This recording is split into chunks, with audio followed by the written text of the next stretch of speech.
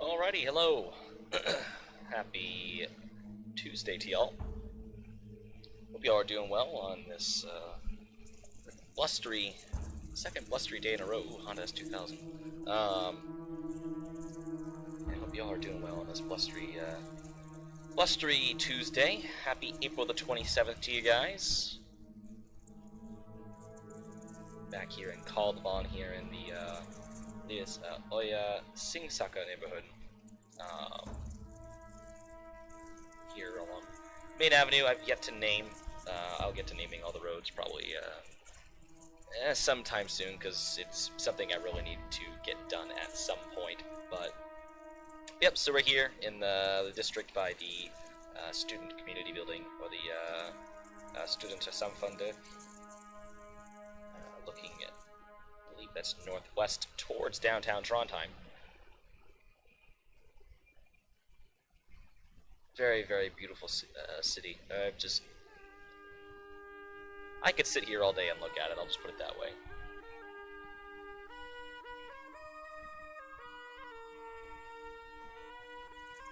Very, very gorgeous. But yeah, so we're going to be moving along, and we're going to be going ahead and trying to get some houses placed down in this neighborhood, particularly along the peninsula just behind the Scandic Hotel. Which would just be right over there, right by the large, or the Trondheim Stadium. Stadion, I forget how they pronounce that. Stadium. So we'll be over there. Maybe try to get some trees in over here, particularly along the backside here, over in this little area next to the bridge. If this is Ingrid, because there's the Three Sisters. Similarly to Pittsburgh, there's three bridges that look the same here in Trondheim, and they are the big rail bridge over there, the bridge leading to Rosenborg, and then the bridge coming from Trondheim into Øya and Singsaker. They're all the same design and look, so actually if I zoom out, yep, so the one up here is Astrid, the one here is Sigrid, and the one down here is Ingrid. So, I'm not sure if I pointed that out last stream.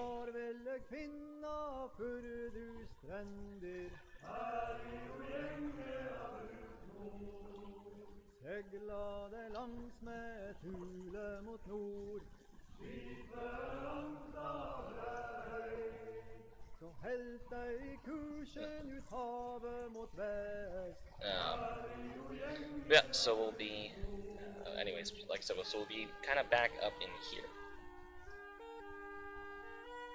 So even kind of messing around with the roads and stuff like that, trying to maybe get some different looks and designs, and just trying to combine some different things. I don't know if it looks good. I'll stick with it for now, just because back here the roads aren't really following a very structured grid like they are in downtown.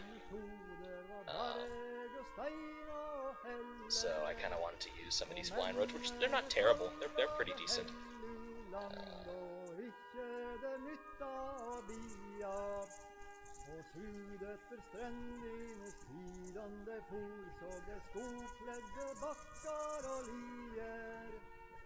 So, but yeah, so we'll be over here today mostly, which, and I say this lightly, should be relatively easy today. We don't have a whole heck of a lot to really tackle. And, not like over there. It's just gonna be a lot of house placing, which will be pretty easy because I'm gonna use particularly the houses that we were using over in Marienburg, which is over there.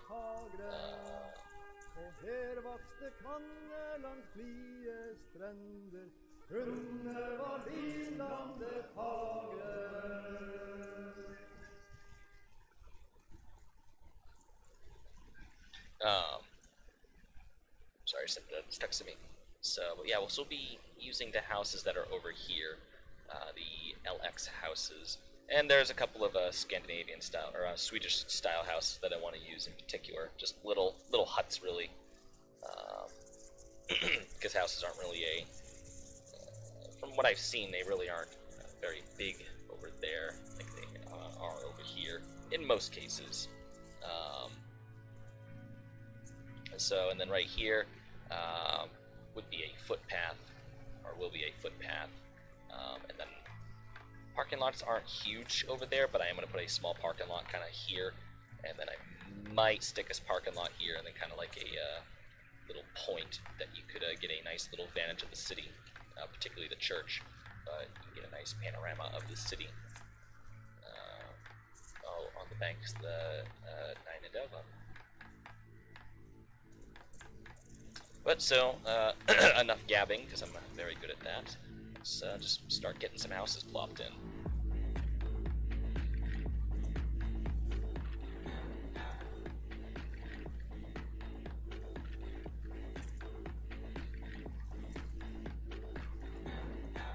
So I don't particularly want the houses to go much past this little drop-off point, because this is going to be like a little parking lot right here, or a little half circle for the entrance.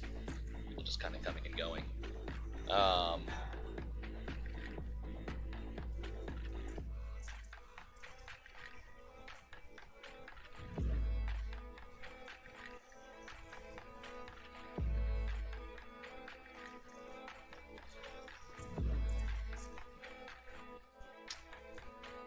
So there are going to be quite a few little roads that do kind of pop off the side of the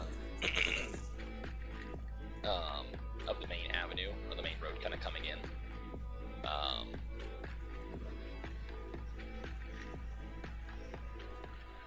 So kind of similarly like this. Of course, now my throat wants to stop working. Great. Okay. A lot of trucks going down my road today.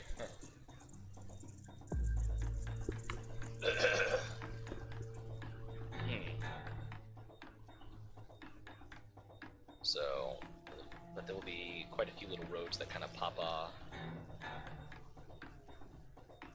and off the main road kind of coming in here.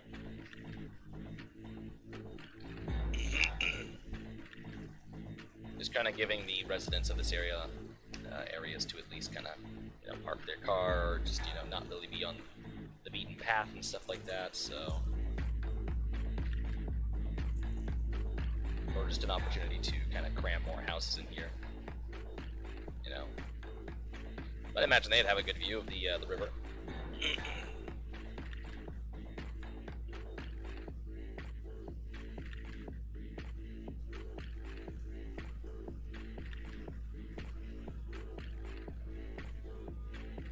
This is a bit more of a densely packed neighborhood versus other areas.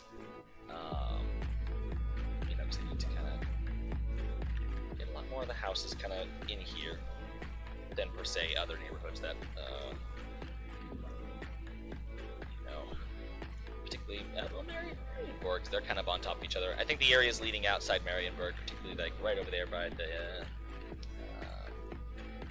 highway. Kind of like right up in that hill right there. The houses are going to be a little more spread out. Because the city tapers off pretty quickly in my eyes. Or I would like to do that. I would like it to kind of taper off a little quicker than...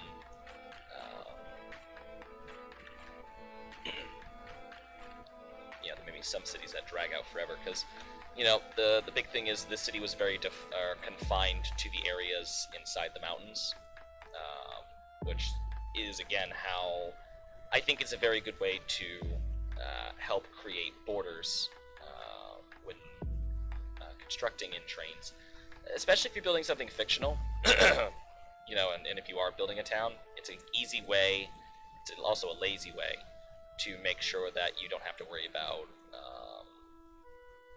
trying to figure out how to end your city, because that's something that I've noticed, like, some people aren't terribly great with, and especially myself. Like, I've never built a city this big before in trains. I don't think maybe in City Skylines, maybe. Not even in City Skylines, but point being is that, you know, it's not something that a lot of us are accustomed to when working in trains, is to how does one end the city? Like, where do you draw the line? How do you taper it down? And how do you, you know, kind of bring it to an end? And I think if, you know, you can get away with it, one thing that you can do is kind of create these natural borders. You know, like on the other side of the city, there's that little, oh, 1 second, someone just pinged me.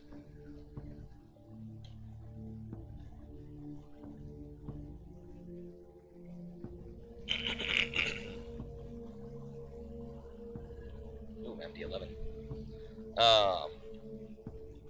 You know, so if you get this big mountain back here with the little inlet of water that comes out from a river back there with a waterfall, you know, you got these mountains back here, which they're all unnamed. And then particularly over here, it's like, you know, you're heading inland or up the coast and stuff like that. So I created another kind of smaller mountain range to kind of help keep this side of the city confined, because on the other side of the hills there's going to be some kind of smaller communities. Very sorry, my throat is just not cooperating with me today. Nope, I didn't want that.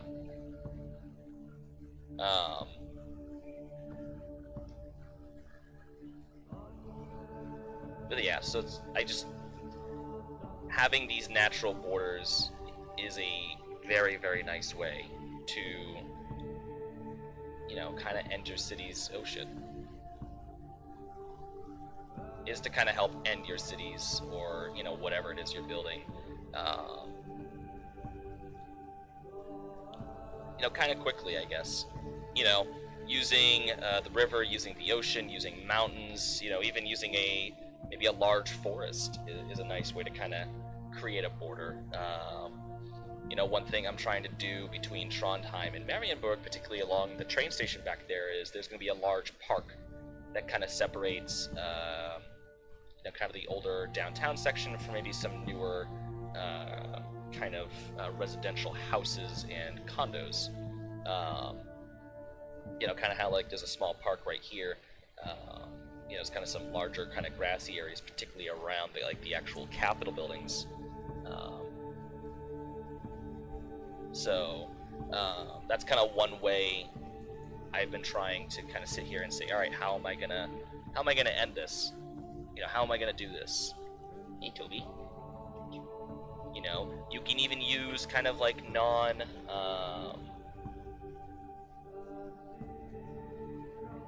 you know, you can kind of use, I guess, highways or roads, or a railroad. You could use the railroad tracks to kind of help keep your city, you know, at bay, or a bit smaller than maybe you wanted and stuff like that, or just kind of help figure out where to end it. There's plenty of tricks that you can use, and I'm sure I'm maybe talking upon, you know, already knowledgeable ears. You know, I'm sure the information I'm providing isn't news by any stretch of the imagination. But, you know, it's just things that I've learned that, you know, hey, maybe someone doesn't know. Maybe someone's sitting there trying, you know, thinking of this exact same idea. Is like, how in the hell am I gonna take this little area that I'm building, this little town, and how in the world am I gonna bring it to an end? Like, where do I draw the line? And that's also something that's kind of difficult too, is trying to figure out, like, all right, when do I say enough's enough? Which can go for a lot of things in life, you know, but when do I say enough is enough? You know, when do I officially bring this town to an end? You know, when do when do I make that call? And that's something really difficult, in my opinion, as well. Like, it's not a very easy task to sit there and make that call. Like, all right, here, you know, especially if you are building in an area that maybe doesn't have large mountains or doesn't have rivers or isn't on the coast. Like, if you're building a route maybe in the Midwest or maybe in the plains or something like that, or maybe you're just building in a kind of featureless area, you know, it then kind of comes down to, like, how do I make that call? Particularly, how do I decide, you know, when this is enough?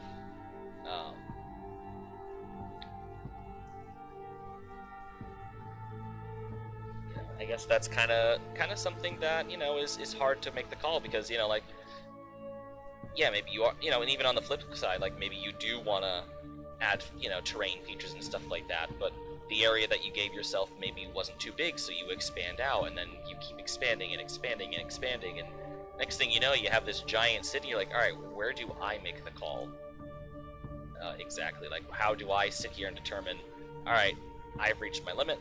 This is where we will end the town, you know, on a river or something like that, or on the coast. You know, enough's enough. You know, and I guess that's kind of something that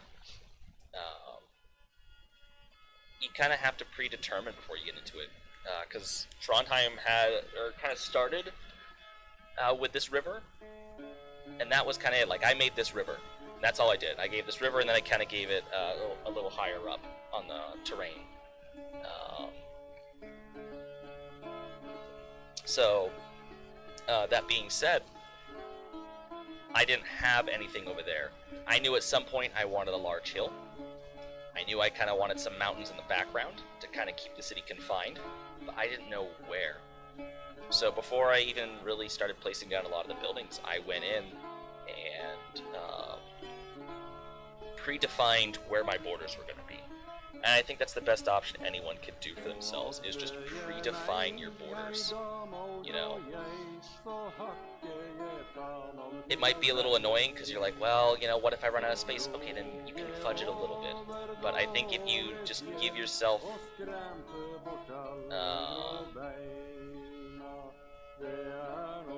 know, if you tell yourself, all right, this is what I got to work with,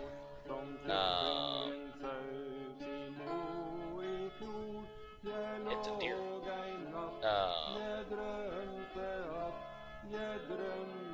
You know, if you give yourself that predefined area,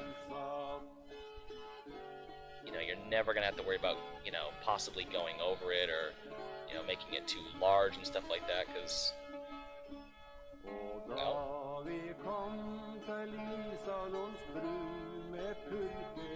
as long as you work within the area.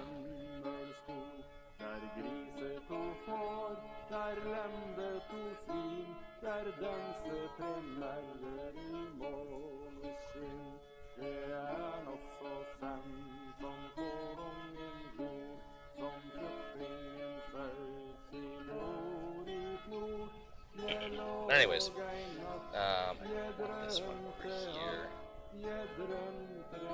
Yeah, enemy again. House.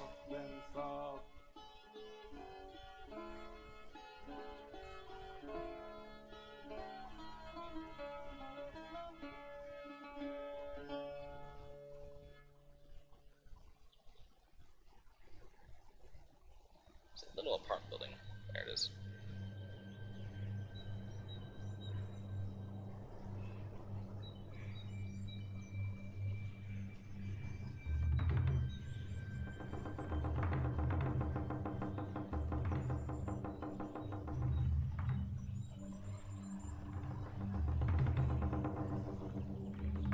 I'll just put 2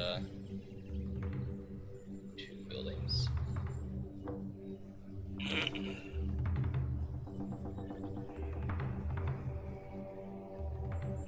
I'll put this just a little further that way. I'll put you here, and then I'll take one more smaller house, and then choke and die.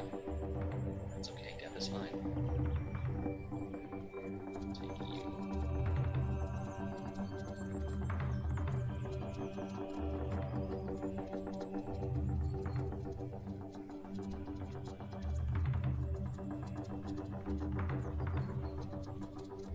also going to need to use smaller sidewalks over here, particularly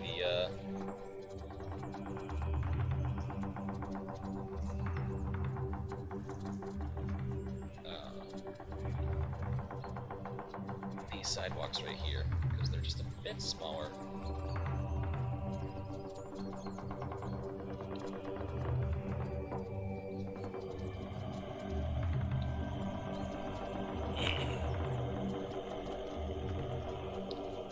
You know, but like I said, so building towns and building cities and trains is not incredibly easy, and that's just an understatement.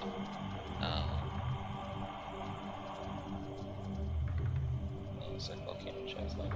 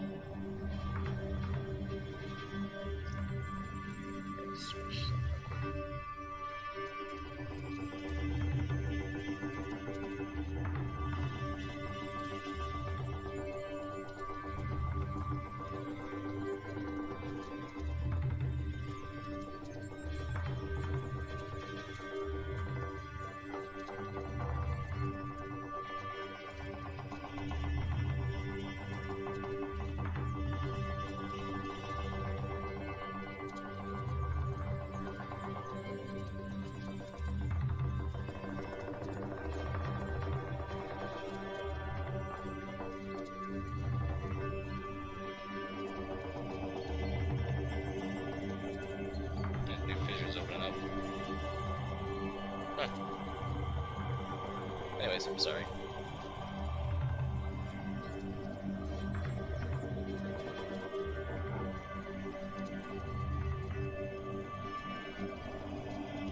Watching the volcano in Iceland, and there's one of the cameras looking at one of the more active, and I think one of the only active craters at this time. Right next to it, on the hill, like where there's no lava and stuff like that, or it's not on the volcano, but on the hill, a hole in the ground has opened up, and now it's smoking, which means a new fissure is about to open up, which I'm usually asleep when this happens, or it's usually at nighttime and I can't see it, so...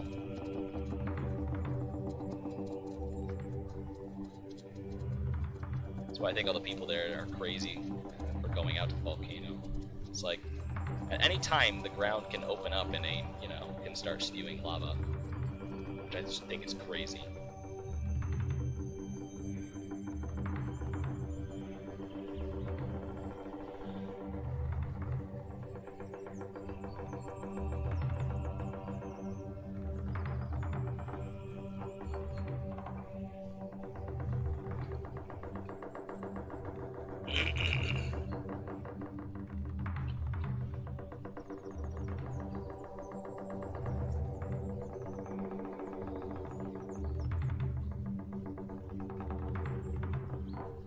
So I've yet to hear back from Delta about when the heck I'm working next, so should probably get a hold of someone here in the next little bit. Possibly my trainer, and be like, yo, what's the plan? What's the deal? And I'm trying to be understanding with these guys. I mean, I got the job and stuff like that. More than proficient at what's going on in that lava. Holy hell. Might pull this open real quick just so you can see what's going on. Like I said, I find this stuff very fascinating.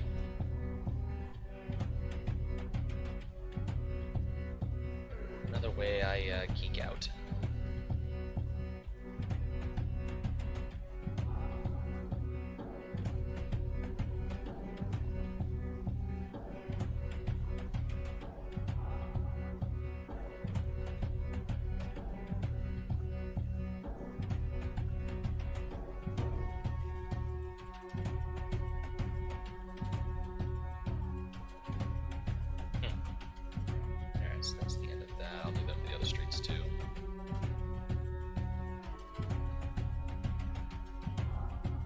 One thing that I'm going to need out here is a school. I think I have a school building picked, or a model anyways, that I was planning on using, because I wasn't exactly sure how I was going to do this area.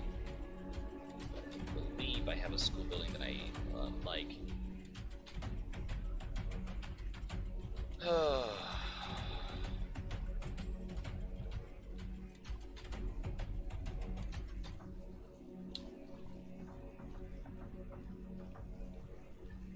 also, I'll show you guys here in a second. I forgot to mention at the beginning of the stream. So I was dabbling around the other night on GIMP with a blank for a locomotive, and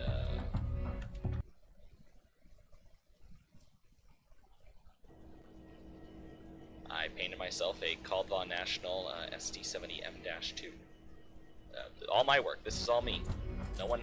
Well, Sean sat and I asked him questions just to kind of understand what I'm doing here, but this was all me. I did this entirely on my own.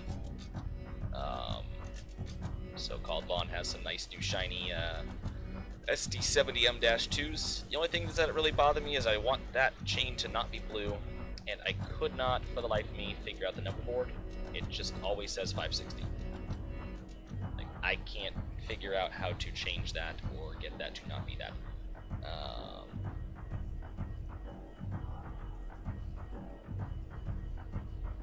So, unfortunately, that is what it is. Yeah, this is the Kaldvann units. So, say I'll go over the unofficial official roster.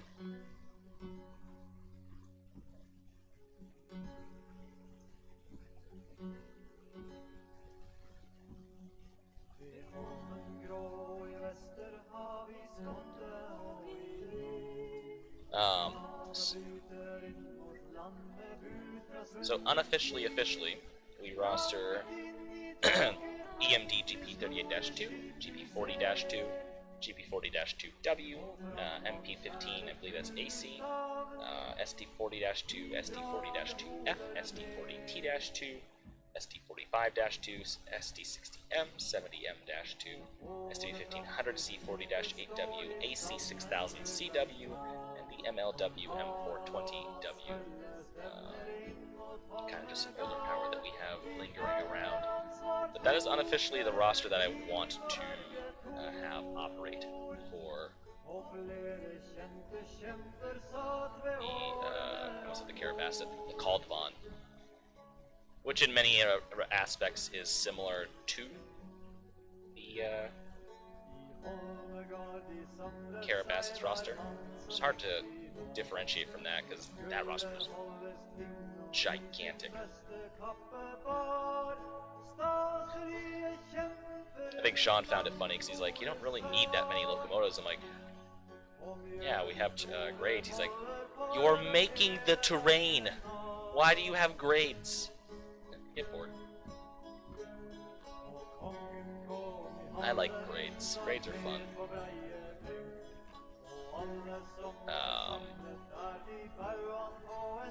Actually, I had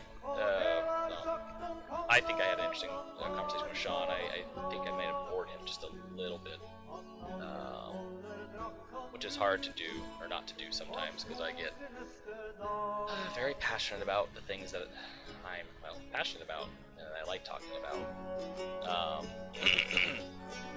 But was talking about the Kaldvann yesterday with Sean because he was curious.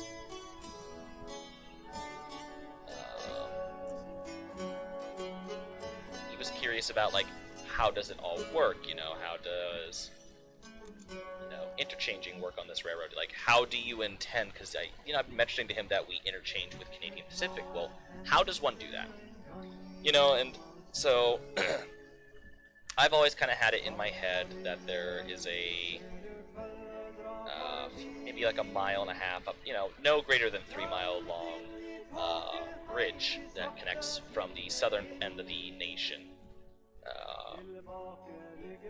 to mainland Canada up in Newfoundland. So, but the idea, like, good, they removed that sign from the pole over there. Again, sorry, a lot of stuff happening outside my window today. There's a sign, just used to, say bus stop ahead or whatever, but or school bus stop ahead. But they recently put a share the roadway sign on top of that, and then they put a, or I'm sorry, they put a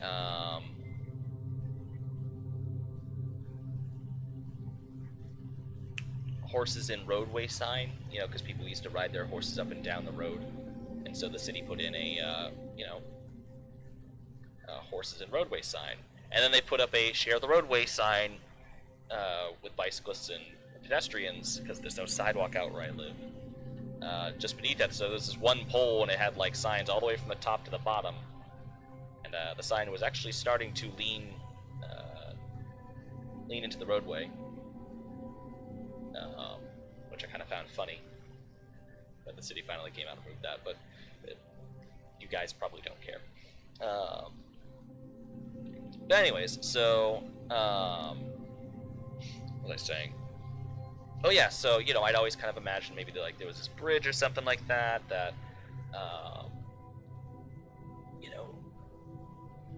either Kaldvann would use to go over into Canada, or CP would use to come over into Kaldvann, however, and that would also kind of create some interesting moments of maybe some CP power running up and down our time, up and down our line and stuff like that. But that would kind of also create an issue with power, or engine power hours, which Sean explained that to me, for just how that works when the railroad kind of borrows foreign power. But anyways, so Sean, in right mind, was, and he's not working on this project. This is not his. He has the Carabasset, and he's not gonna work on the Kaldvann with me. And if he wanted to, I wouldn't mind. I don't really see why he would need to work on it with me, but point being, this just isn't something that he needs to work on or should have to work on. But if he ever asked, like, hey, can I build something on the Kaldvann, I wouldn't say no, because he's good at what he does. Like, I'm trying to think, how the hell am I going to build one of these rail yards, because I've toyed with the idea of doing a hump yard, but Christ on a stick, I'm not going to sit here and try to attempt to build a hump yard.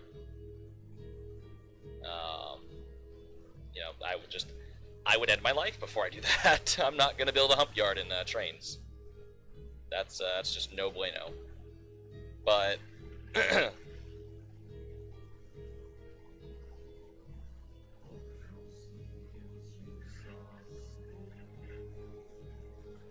think this road will kind of go this way. Anyways, so I have no desire to build a hump yard, but it would save a little time because I wouldn't have to flat switch everything. But and plus, seeing how I don't really have any of the railroad built yet, and there's no really any other towns. Like, the most I've done on this route is, build Trondheim. You have, for Lostingsvik up here, you have the line that leads to basically the Eagle River, which I need to figure that out, because that's slightly cursed. Or I need to modify it more or something. Could probably just delete it at this point, which I might consider. I don't know. But anyhow, this is all pretty close together. And then I just have some old bits and pieces from the old Carabasset, because this is old Carabasset. Castine down here, which is the southern end of the island, and then just the bits in between, which I need to move to that.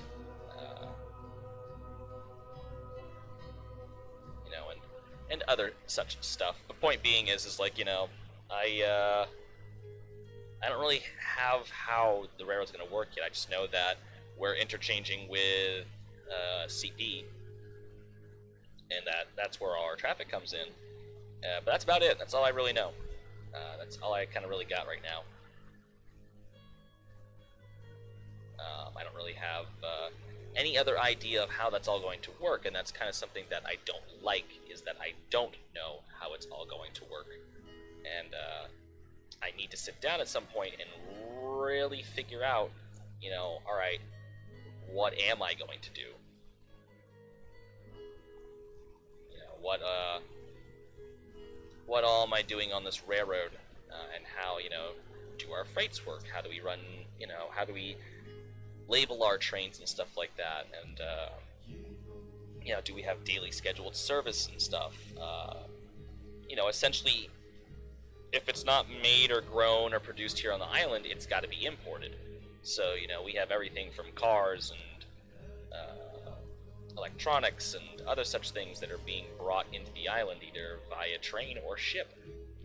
But again, that leads me back to what I talked about with Sean. Sean was very adamant about a car float. He was very, very adamant about doing a car float, which I've toyed with the idea. You know, I've definitely toyed with that idea before. Being like, yeah, I wouldn't mind a car float. I just didn't think it would seem all too realistic or capable. You know, that we're using a car float for all our interchange traffic. That was entirely just me. So, and Sean kind of basically talked me into it. And the more I kind of sat in bed last night, just kind of wondering and thinking, and because, you know, my brain just doesn't like to shut off at night, which that's a whole other topic in itself. You know, I kind of determined that, you know, yeah, probably the best idea is a car float. That's gonna go, you know, because I think the way Sean put it to me is that, you know, you have Alaska Railroad. They're completely cut off from the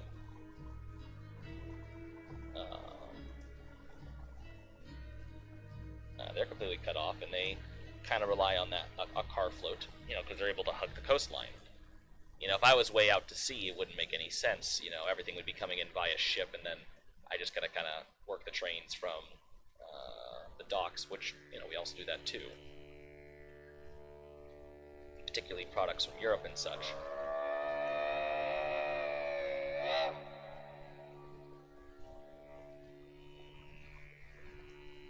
I make this corner, not this.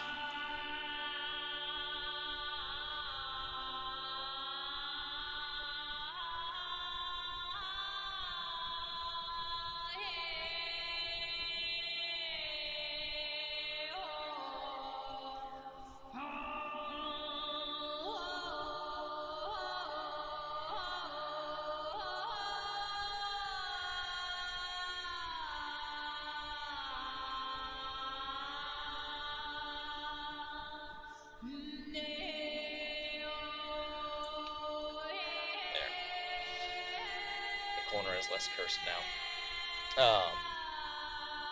But yeah, so, you know, a car float kind of seemed like the best idea. You know, how many car floats a day we run, how big the car floats are, you know. I kind of have an understanding of what Kaldvann produces, you know, and what our economy is based off of. So I know what we're exporting. So basically, like I said, if we're not producing it, or if it's not made here, it's got to come in from somewhere else. Because that's just how that works, you know. That's how production lines and chains work. You know, if it's not being made here, it's got to come from somewhere else.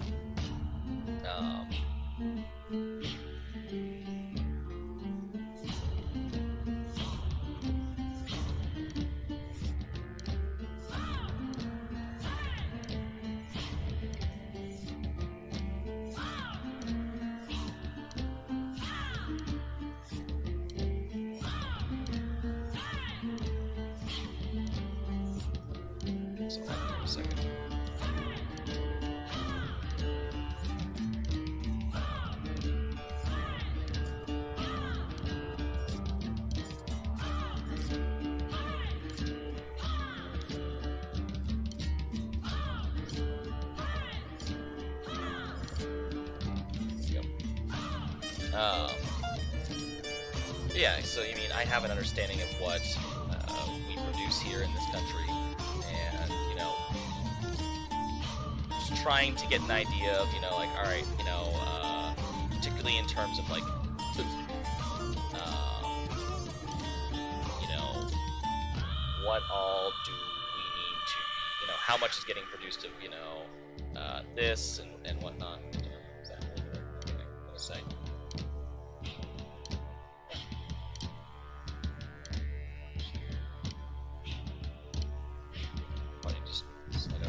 There we go.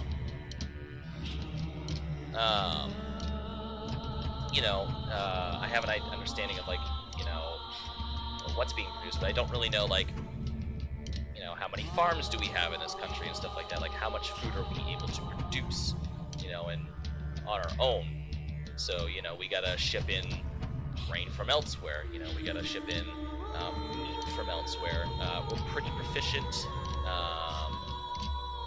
When it comes to things like, fish and seafood, we're good there. We don't really need to worry about that. That's kind of where we excel as a nation, is seafood. But, we do have some livestock for consumption and production. We do have that. It's just, I need to actually sit down some night and can I help you? That's a lot of shit.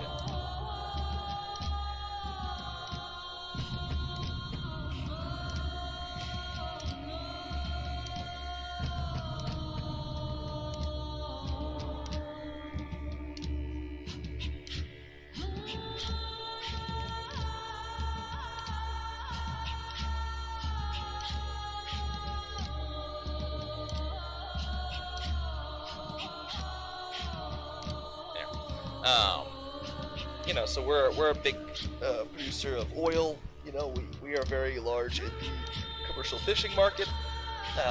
We do mine some ores and stuff like that. I gotta look and see what deposits are kind of rich out this way. What deposits are big over here. Lumber products, that's another big one that we produce here. Cut lumber, other wood products are going to be a big part of our commercial export here. But aside from fish, oil, mine products, and oil, fish, mined, and lumber, that's four things about our economy that we're good at. We do have some smaller, like I said, industries here on the island. We do have some smaller manufacturing. We do produce paper. But at the same point, like I said, we don't really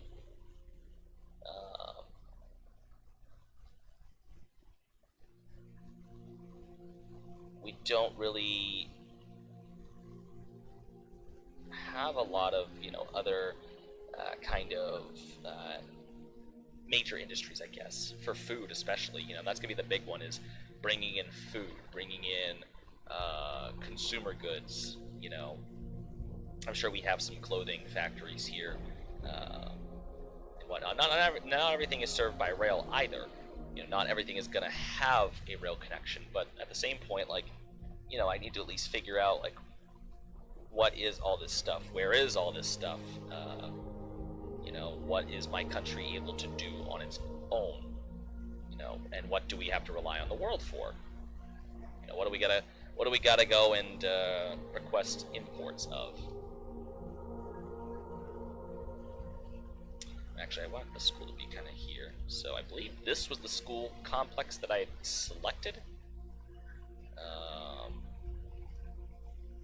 I either want the school to be here, or I want it to be here, which actually I'm thinking I'm going to have it along the main road.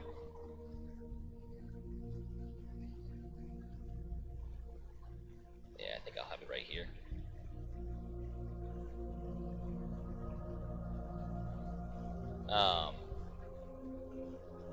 So I gotta really sit down sometime and go into a deep thought and really kind of plan out, what's needed here. Maybe we have importers and stuff like that, other businesses that we bring the products to. Maybe we have someone who's a meat distributor, or it's a importer of meats and stuff like that. So we gotta get reefers up here with meats on it and stuff like that. We have a distributor of electronic goods, maybe like cell phones and gaming consoles and stuff like that. Maybe we gotta have something in relation for that. Maybe we just have a general goods distributor, someone that just imports this, that, and the whatnot. Does my country host Amazon? Which, if we host Amazon, that creates a whole new host of issues and stuff like that. I don't think we're going to host Amazon. I'm not a big fan of Amazon.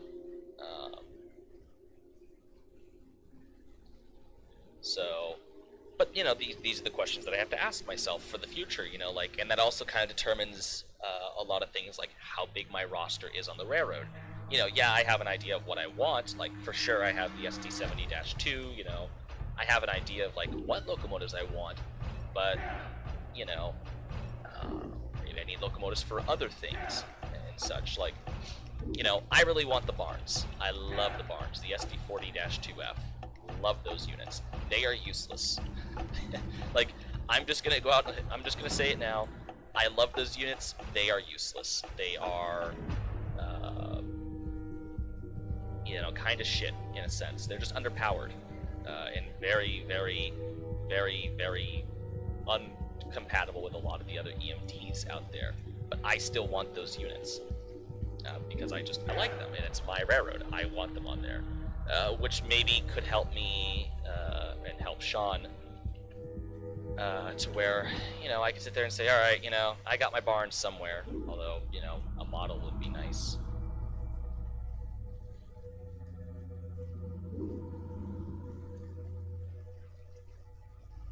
Because, a model doesn't really exist.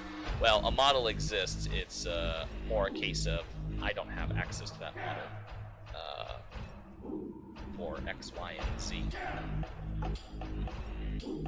Because I don't know if actually that model ever got brought into Tane. I know Audi kind of works in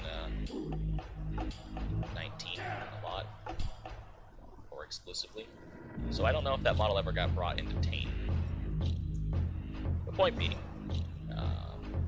if Audi wanted to just, I know it's shit, maybe, I don't know, send me the model so I can enjoy it, tease me with it. Which I got a bone to pick with him. If he keeps teasing me with locomotives that never deliver, I'm gonna have to go over there. But anyways. So, but I want the barns and stuff like that. The barns are a little more, they're Cal units and stuff like that. They're not particularly powerful units, so they wouldn't be great for, heavier manifest trains. But we do have to deal with the fact that in the wintertime, one of our major ports is, I wouldn't say unusable, but it becomes very difficult to use it because of how further north it is and what it has to deal with, and that it's completely exposed with no protection from bad weather, which runs more rampant in the wintertime. Which is just down the way in Forlostingsvik. So we kind of have to deal with the idea that, a lot of the protection in the wintertime from the elements comes in the south. So the south, just kind of by nature, has a bit more safe, water ports. And so the ports are kind of able to remain open year-round. So a lot of our imports in the wintertime, which, winters here can last a long time, a lot longer than other places, maybe in the United States or such. A lot of our imports, almost exclusively most of our imports, come in from the south. So, and some imports in the summertime also still come in from the south, because it's in the south, they don't have to sail all the way around the nation to get to the north. So it just makes more sense by nature to have container ports down there, which I might need to look into because I have a container port for Singsaker. It might make more sense just to make that an oil port, because we export oil, as I explained earlier. But the point is that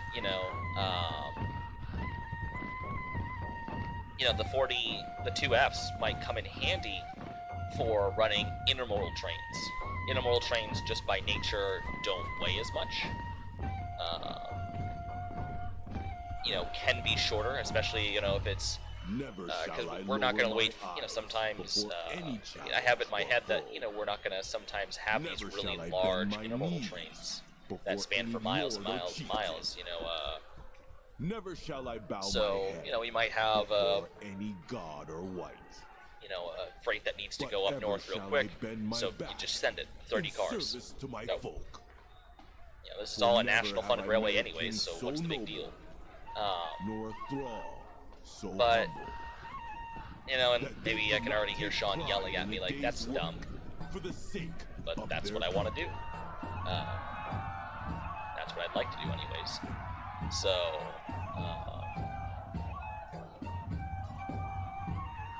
is that what I just got done? No, that's the same. I'm done. Jake, go home. But so like I said, it's that's kind of what I want to do. I want to have the ability to run these short little trains and stuff like that with maybe 20 or 30 containers, just because it's got to go up north. And I don't know what we're gonna call those. Maybe we call those QF trains, quick freights. That's how some airplanes are denoted in the airline industry, with the ability to be converted quickly.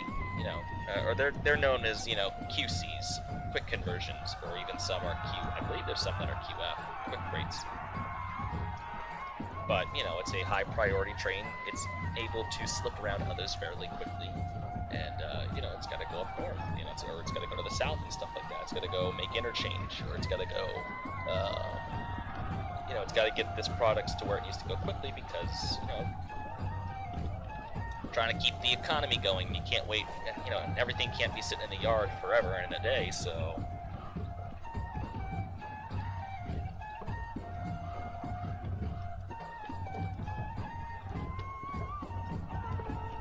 But that's kind of what I'm thinking.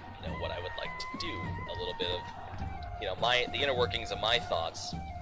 And yeah, I can spit it out. I can sit there and tell you guys what I want to do. I can sit here and defend, myself for why I want to do what I'm doing.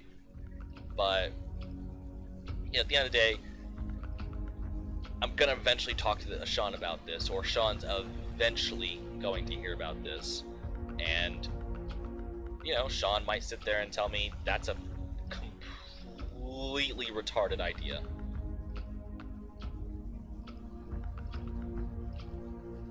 That's kind of what I look for too. I kind of look for Sean to tell me something is retarded that I'm doing. I'll deal with that afterward. I'm not gonna worry about that. I should worry about the houses. But I wait for Sean to tell me that something I drummed up is idiotic, or something that I want to do is just stupid as hell.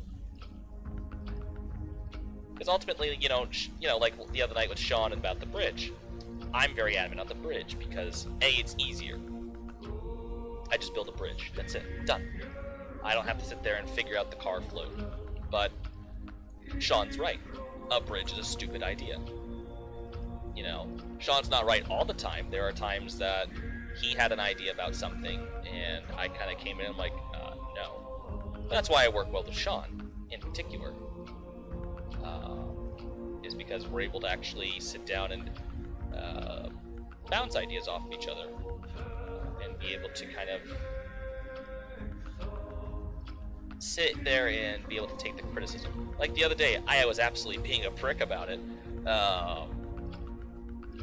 but I was also trying to go for bed, so, But anyways, Lac Mechanic Yard on the Karen Bassett, it's too goddamn big. It's way too goddamn big, and that yard makes little to no sense right now in its current state. Especially for what we're using it for. We're only using it strictly for interchange. There is an industry on that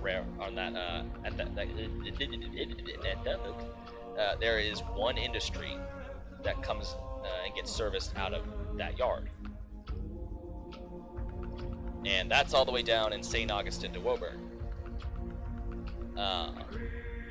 So that being said, you know, for how big the yard is, it doesn't need to be that big. Now, would CP, sorry, I'm trying to get my railroad straight here, CP have a use for that yard, and formerly CMQ? Possibly, and, you know, I have rethought my idea of, you know, well, you know, they don't need that yard because it's not their yard. You know, any trains they work will be out of Jackman. They could probably use a track or two to work the industries in Megantic, because that is their trackage and what they will do. So, you know, again, a potential opportunity for the user to run CP power on the same railroad and go switch out an industry, which inevitably we will model. And inevitably we have to model like Meganic too, which is going to be a pain in my ass. So, but the point is that, like, you know, I sat there and Sean had built this nice, big, nice, wide open yard with all this space and stuff like that. It's like, it's too damn big. There's too much space.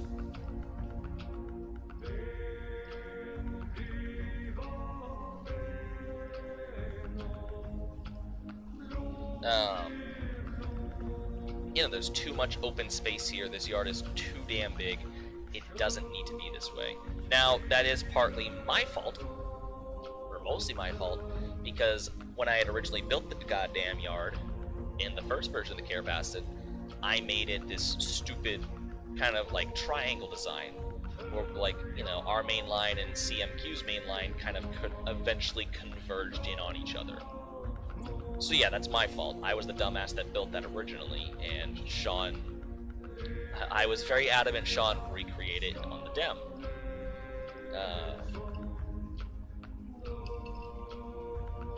I'm telling you, it's dry.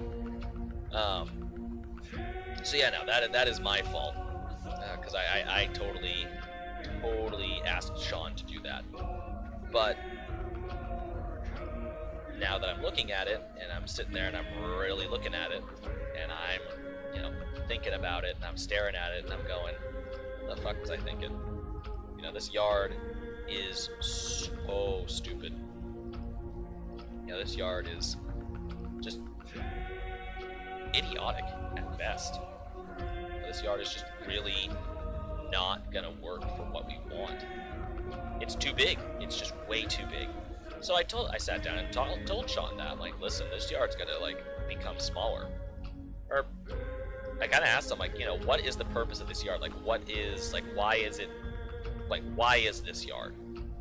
You know, explain to me what exactly this yard, like, why is this yard so large? You know, and he sat there and kind of explained to me, you know, what each track does, you know, and what he intended for that to do, and I'm like, okay. You know, and as he's talking, like, I kind of started to get remember him talking about it, and the idea of the yard started to pop back up into my head. And I'm like, okay, so you see all this? This gotta go. You know, we have a whole interchange, or we have a whole CMQ CP side. We have a whole interchange area to where we just drop cars and then the respective railroad picks it up. And then we have the whole CBVR side, and then we're going to have a whole kind of, like, you know, area for cars or engines to get repaired, because it's, you know, so far north that we're going to need that. And then we have a whole area for the passenger trains, and then we have a big-ass Y. It's just, you know, because the train's got to flip around, so it's like, what in the hell is that?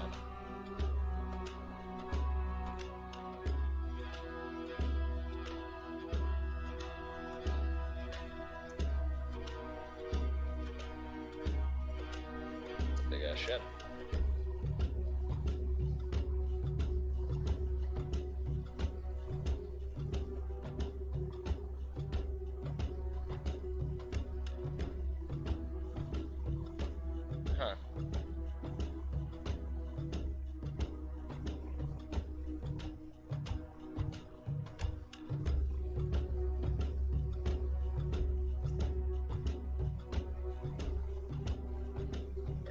ago.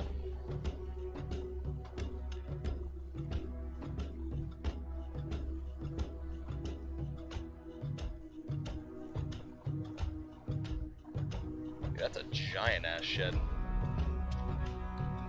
Which is weird, because there's sheds every... Sorry, my neighbor just bought a shed, and it's huge.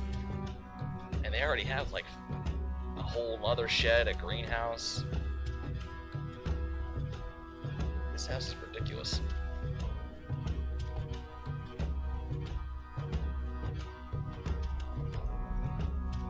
The guy that originally had built the house, Mr. Privish is his name. He made his fortune off of building furnaces and such, and he used to pride himself because he had sold a bunch to the natives, the Native Americans, and whatnot. He prided himself on his furnaces and whatnot, and you know, he just, that's how he made his living. He's a nice old man from Long Island, New York. I think he grew up in Manhattan. Had a lot of kids too. Had a big family, and you know, just very nice old man. I used to go over in the mornings before school, and he would cook me a nice big breakfast. I'd have pancakes, and I'd have omelets and eggs, and you know, I was introduced to real Maine maple syrup and stuff like that. And, we'd watch the ice flow down the river because he lives on the corner and stuff like that. And, you know, we'd just sit there, and you know, he would show me maps. He got me into geography and maps, and he gave me a bunch of maps. Actually, he had a lot of maps that, you know, he had collected over the years, so it was kind of helping him, you know, get rid of stuff. And he would show me on the map like where the Empire State Building was, like, which actually came in handy one time, because when I went to New York City with my friend, his dad, and his uncle, we were walking trying to find the Empire State Building, and even from a young age, I already knew where the Empire State Building was. I forget exactly what street it's on now. I know it's on like East 33rd and, is that Park Avenue or is that 7th Avenue? Well, only one way to find out. I think it's Park. No, not Empire Beauty School. Empire State Building. 5th Ave. My bad. Yeah, and it's West 33rd. Okay, my bad. Yeah, so that's West 33rd and 5th Ave. But like, I knew where we were going. I knew, like, at the time of my life that I was looking at that, because I was studying maps in New York City all the time, because I liked map. You know, I liked New York City. I liked maps. I liked looking at them, and I was always looking at that map because it was so huge, and like the idea of like this giant city fathomed me. But you know, so I knew exactly where the Empire State Building was. It was on West 33rd and 5th Avenue. So walking through New York at such a young age, like, I already knew where it was, and I was able to find it, even though everyone else was convinced, like, it wasn't there. Like, it wasn't on West 33rd. Like, it was going to be further down. They thought it was West 43rd. And I was like, no, we got to keep going. And we found it. And I, you know, because I had studied maps in New York City. And I had made a big point everywhere we went to grab maps. Every city I had visited from a young age. I don't know what those maps are, even if they still exist. They might have been thrown out by my mom or something, which kind of sucks because, you know, that was a part of my childhood. But fortunately, you know, as you get older, but you know, it was just something that I was fascinated in, and that was kind of my life.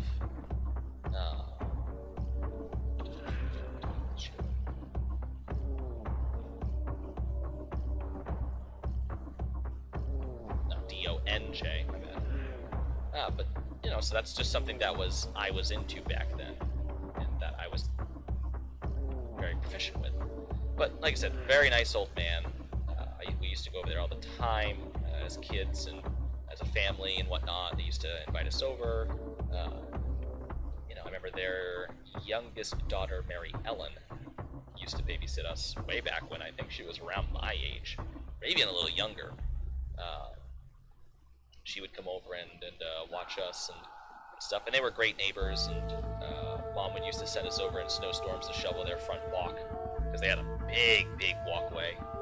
A very, very big walkway. So Mom would send us over to shovel that, and Mrs. Pribish would pay us. She'd write a check for, she used to write a check for $5, which is like, that's nothing. But, but that was that. We went over and shoveled it. We were rewarded for our efforts, or she would make us a pie, or something like that. I used to love going over there. And Mr. Pribish, I mean, this man, you couldn't stop him. There was just no stopping him. I remember the dude had a heart attack. He had a heart attack, or was it a stroke? One or the other. I can't remember which one it was, but he either had a heart attack or a stroke. And he got out of the hospital, and the day after he got out of the hospital, his roof was being re-roofed. He was up there with the roofers helping. He was still mowing his lawn. He didn't let that slow him down. He actually passed last year, or the year before? I think it was last year. He passed like 2 or 3 weeks before his 100th birthday. So, I mean, he lived quite a good long while. He lived a good long while. But, like, I remember when they put their house up for sale, and it was just devastating thinking that, the Pribishes weren't going to live there. Mrs. Pribish, she had a funny tradition. I don't know if this is something very common. I've heard it is. I've never heard anyone else do it. But on New Year's, right as it struck over to midnight, she would go out on the front of her, she'd open her front door and bang a bunch of pots and pans to ring in the new year. And I mean, she wouldn't do that long, but she, would do that. And that was just kind of Mrs. Primish's thing. And every now and again, I think there was a couple of times that I actually heard her out there, banging her pots and pans out front of her house and stuff like that. It was just, that was Mrs. Pribish. That was what she did. It wasn't bothering anyone. And they live on a very large plot of land, especially for my neighborhood and stuff. But where the hell is that shed gonna go? Oh, I see where it's gonna go. That's gonna block my view.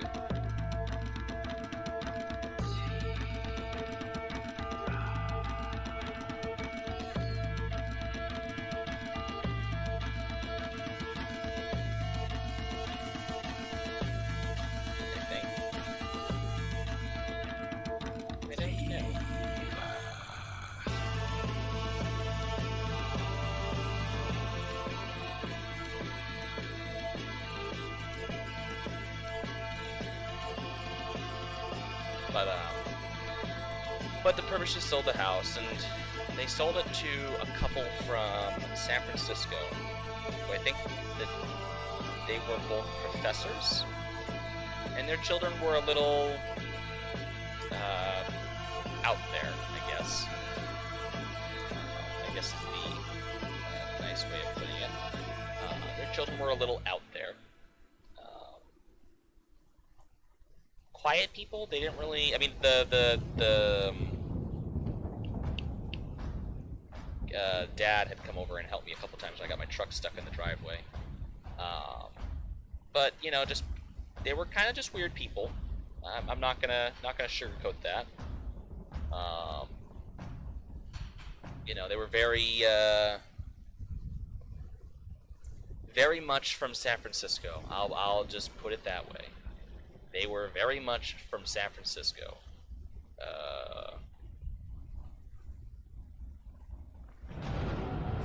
I think that's the absolute nicest way I can put it.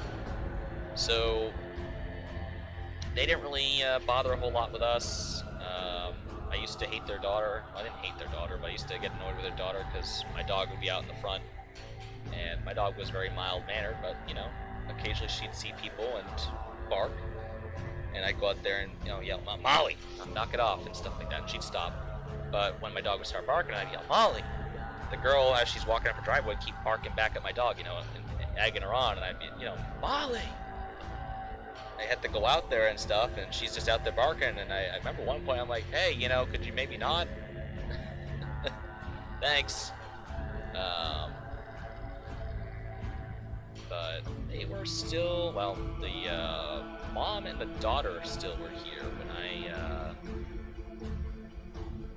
I moved home. They put their house up for sale, and now these people from Colorado have moved in, which more folks from away. Although I think the guy's wife is from here. He is not. They live with their in-laws, as far as I'm aware, but they have little kids and dogs and such, and you know, just a nice family and whatever. But you know, I haven't really interacted with them too much. Never really seemed to wave or whatever. You know, I think it was just one morning I still happened to be up at like 7, and I was bringing my trash cans out, and that guy was up or whatever, and he just said hello back, and we just kind of chatted real quick, and he did say when this was all over he'd invite some of the neighbors over, like a cookout or something.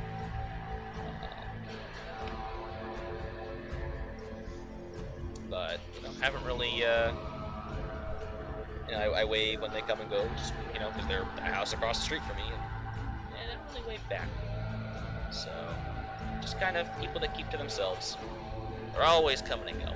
They're always coming and going all day long.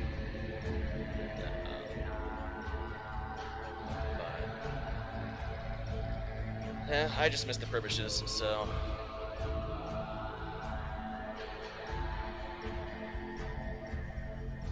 Now, my neighborhood's grown up since, you know, I was a kid, and when I was pretty young, you know, in elementary school, like even up until I was 7th or 8th grade, you know, we were the only house over here. It was like you'd go past the road just up the street from us. We were the 4th house on the right. You know, and it was the road that went to the little subdivision behind, like way behind my house. Then it was house, trees, a small field, my house, and then there's a tree line between me and the house beside me, the DeRochers. So, and then after the DeRochers is the hill, and there's no one down there. And on the other side of the road, it was house, trees, and they'd put a house in the trees. I don't know her name. I think her name's Debbie. She's never really, I don't even know who she is. And then it was trees, big field, you know, big yard, and then that Pribbishes built their house kind of way far back off the road. And then it's Michelle, I don't know their last names. They live right there, then you go down the hill and whatever. You know, so we were kind of tucked up off the road. We were further back than the other houses on my side of the road. You know, we had a nice field. We were kind of open enough that people could see the house and see if we're okay. You know, which Mom was always had peace of mind with, because if something happened, you know, the Pribbishes could see, like, you know, if the house was on fire or something, or, you know, one of the neighbors was bound to be able to keep an eye on the house. You know, we had a very big sense of community here. You know, I knew who all my neighbors were enough. Like, I knew who they were. I don't know their last names, most of them. Like Sean Ross used to live up the street from me. He was the next house. He was technically my neighbor. He was the house before ours on the right, but we were separated by a field and trees. Remember, used to go over at his house. His son was a dick. His mom bought him everything. Sean and his wife split, but they had a son, Bryce. Bryce was a dick to his dad because his mom bought him everything. And Sean wouldn't. Sean wanted Bryce to work for things. Bryce was an absolute ass. I remember me going by sometimes, and Bryce would just be arguing, giving his dad so much shit, and Sean would be talking and stuff like that. So I'd pop in and kind of see what was going on, and it wasn't really my place, but I was trying to help Bryce understand, like, hey, your dad's here, and, he's still in your life, and he wants to be in your life, and he wants to show you these things, I'm close with my dad, but he's not around all the time. Like, I longed for this stuff, and I didn't get it, like, I tried to help Bryce out, just because, like, yeah, it's nice to have things given to you, but you don't really get a great appreciation for what it is. Which I'll touch on that here in another moment. But the thing is, like, painting painting the locomotive the other day.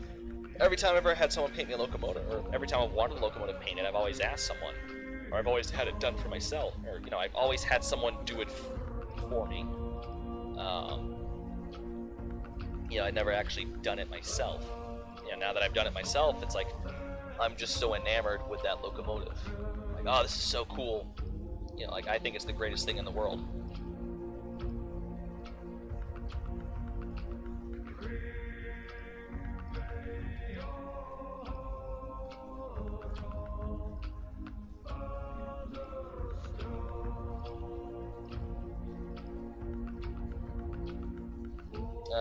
Anyways, but like,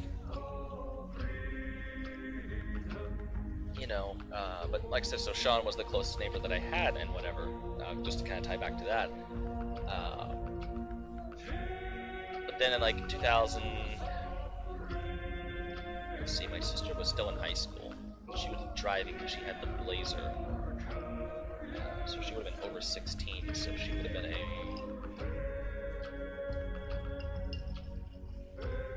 junior and or senior.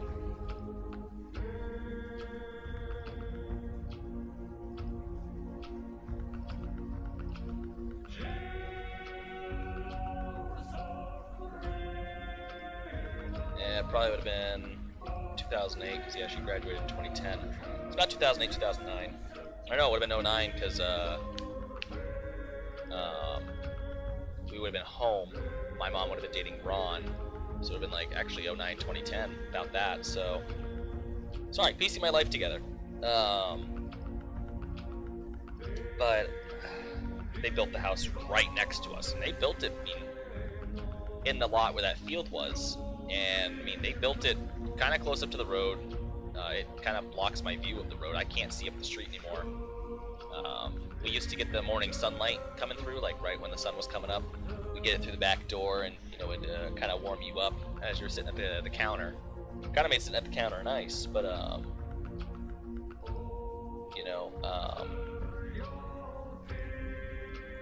they built that house and kind of, it's not a wasp. I'm like, God damn it. I hate wasps so much. They're one of the most annoying creatures ever.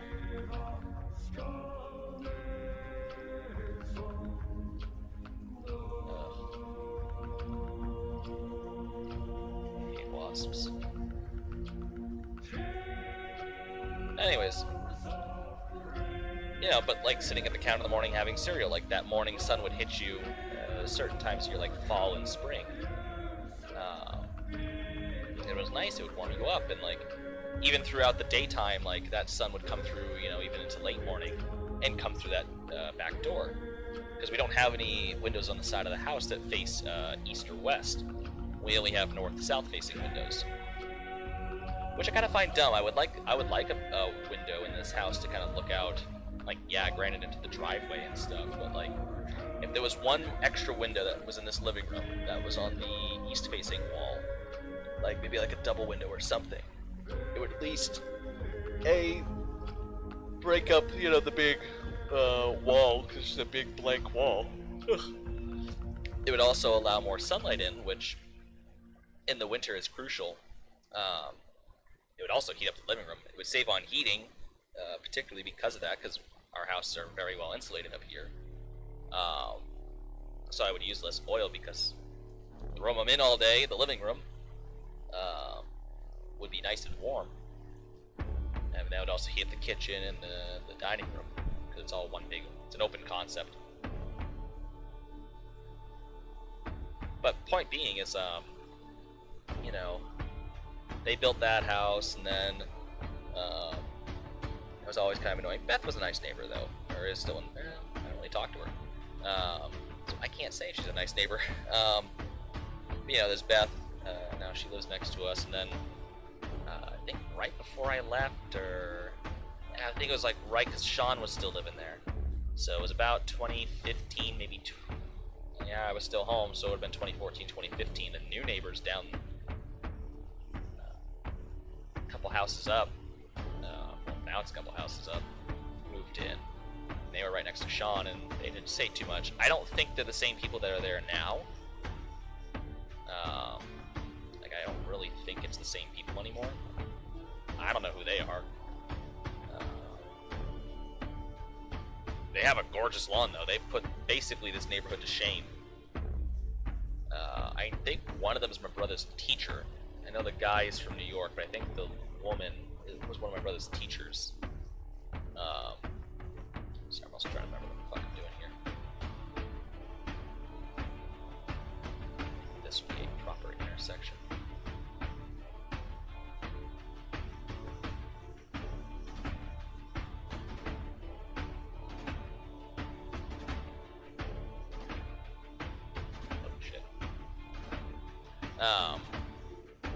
You know, I don't know who many of my neighbors are now. Like, Sean moved away. I can't remember when Sean moved away. I know it was while I was gone. So Sean moved away, so he's not there. The lady next to him, to his, if you're looking at his house, to his right, she moved away. That's not the same lady anymore. That's new people. People in Sean's house are kind of, I don't really know what to think about them, but yeah, so there's those people.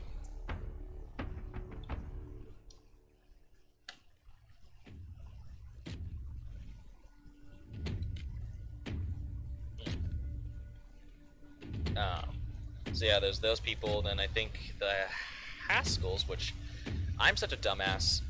I'm a fucking dumbass.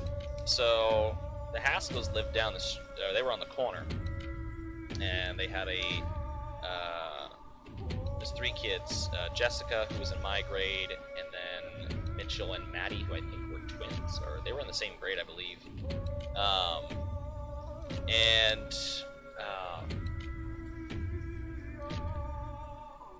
Maddie, they were 2 grades behind me, I think. Real cutie. Hey, Wisconsin. You know, we were a little closer and such, and whatnot. And I went off to Illinois. You know, I always thought Maddie was very, very pretty, but you know, I just never really considered dating her. I didn't think she liked me that way. I always kind of felt she was a little closer to me. Like, I kind of think she had a crush on me, but I was like, yeah, you know, whatever. Probably doesn't. I'm pretty sure she did.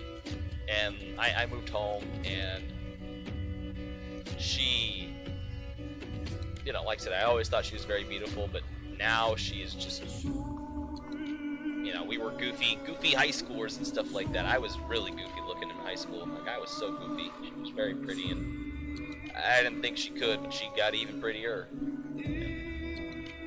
I'm pretty positive that she had a crush on me in high school, and I was too dumb to see it. But now they live down at the corner. They're gone. I don't even know who lives there now, but they have a red Ford Focus, and I'm actually about to have another red Ford Focus here very shortly. I actually got approved for a loan. I just have to provide a pay stub Friday, and then they send it all off to the underwriter. So I should maybe have a car next week, possibly. The point being, so those, you know, the 3 houses right there are different.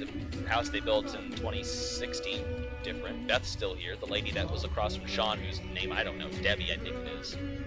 She's still there.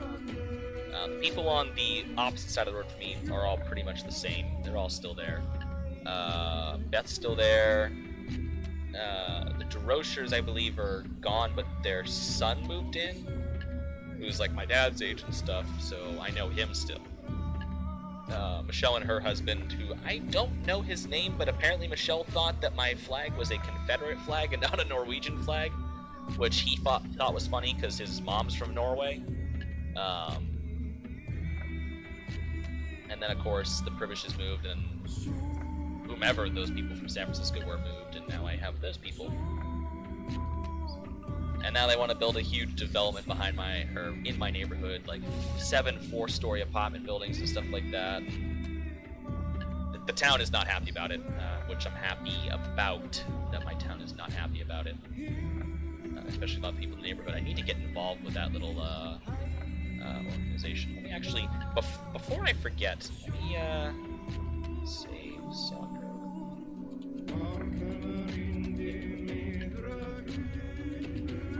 Governor Janet Mills ends Maine's outdoor mask requirement.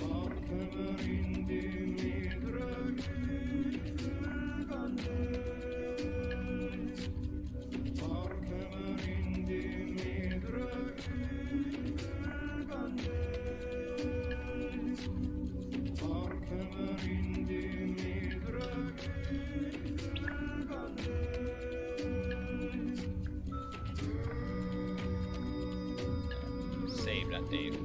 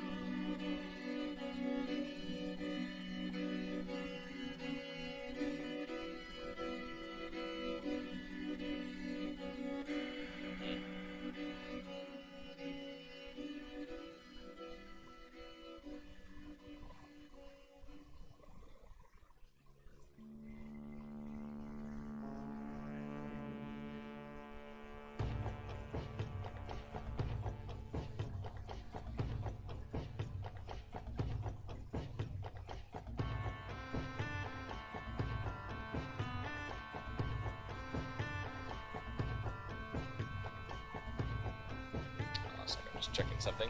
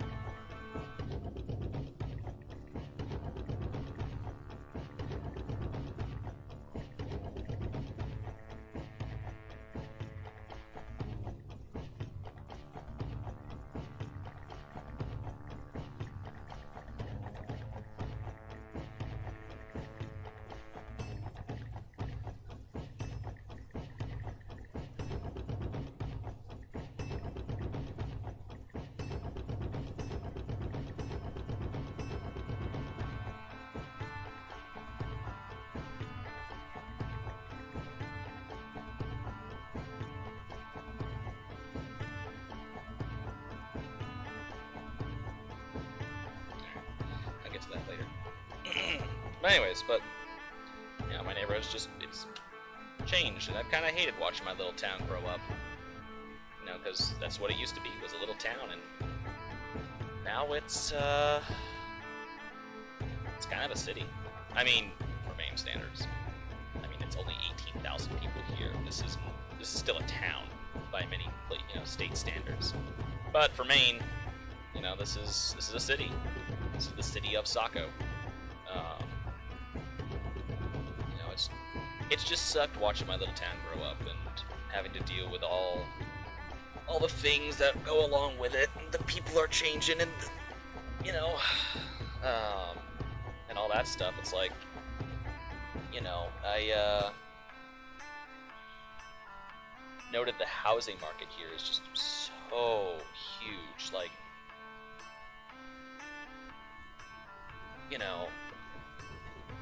my aunt was thinking about moving for a while, and she was pretty adamant about selling her house where she's at and somewhere else. It is what it is, but she was looking at the houses for sale in the area, and like a house would go up, and there would be some cases a house would go up, and the same day it would be gone. And people were coming in cash in hand and buying those houses. Now I was curious, so I started looking into, see like, why is this? And one of the curious things that I found is most people are moving in from away. They're coming in from other states, and that's just how we address people from other places here in Maine, is we call them folks from away. If you're not a Mainer, you're a folk from away. Something that you should also keep in mind if you ever decide to come to Maine. If someone asks, where are you from? And you say like California or Texas or something like that, or wherever, be like, oh, you're from away. Or if you ever hear that reference, oh, you're from away and stuff like that, that's what we're getting at is, you're not from here, you're from away. Which sounds pretty self-explanatory. Apparently it's not, and I've kind of learned over the years that just because you think something's self-explanatory doesn't mean so. Does not mean it is self-explanatory. Someone's gonna find a way to overthink that, and trust me, I'm pretty sure people have. But point being is that it sucks because I was reading a post, and it was the comments on it were hilarious. It was r/Maine on Reddit, and there was this guy that moved in from Long Island to Rockland, or he's moving up that way, and he was so appalled by how you could be driving around the state of Maine and people just have junk all over their yards. He called trash. Now what he's getting at is houses that have, are maybe a little more run down, and there's a few junk cars sitting out there, maybe like an old refrigerator, like just junk. Like, yeah, we're not gonna sugarcoat it, it's junk, there are quite a lot of houses out and around here that are like that. Now, it's to be disclosed that Maine, most of the time, I'm starting to see a little bit less of it as people come in from other places and are building houses to how they want it, which is fine, I suppose. But we're kind of built into woods. Shocker. Most houses, you don't clear cut the trees all around you and stuff like that. You clear what you need, and so on and so forth.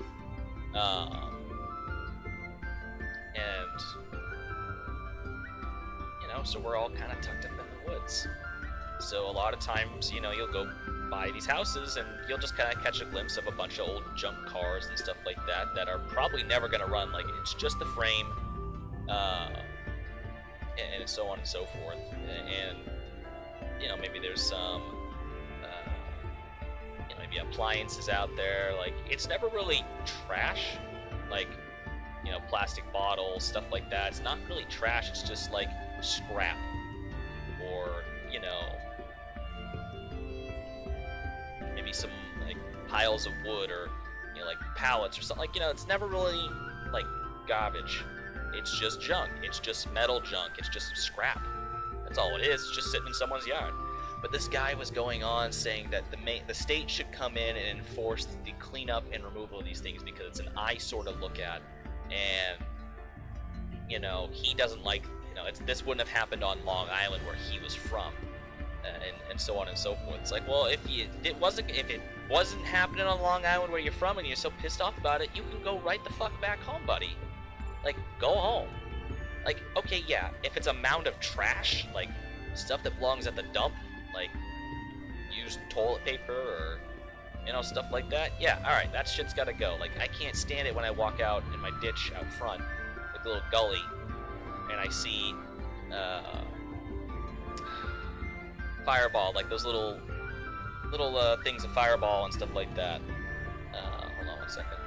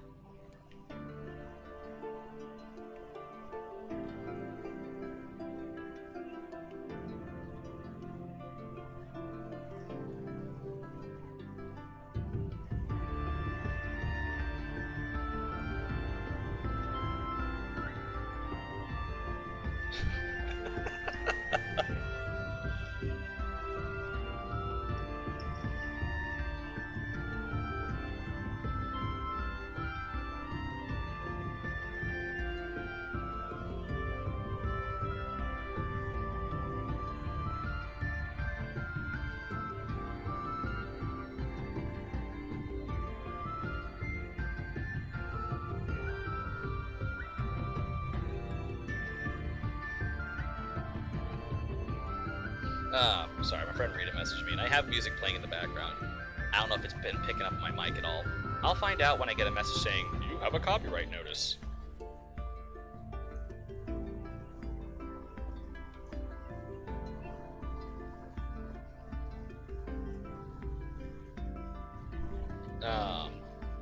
But there is a song that I used to listen to when I was in Illinois. It's by Alicia Cara, I believe her name is. Yeah, Alicia Cara. It's Here. You know, it's talking about being at a party and she just not really vibing with it. And it's like, I've always loved that song because I don't like going to parties. I don't like parties at all. Like, you know, it just, everything about that song I loved. You know, it was a great song. But it's funny because the song just came on, and my friend Rita messaged me, Alicia Cara doesn't make Screamo. You okay? I'm like, the song literally just started. What the fuck you doing?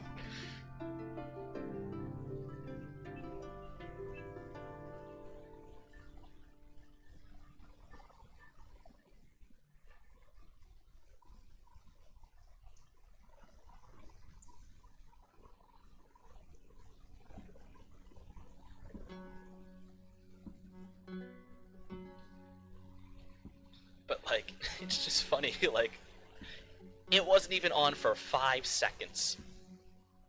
That doesn't make Screamo. What the fuck, Rita? Oh, Christ. She's funny. But, what was I saying? Something, something, something, word, something, something, something. Something, something, something, something. Well, welcome back, Wisconsin.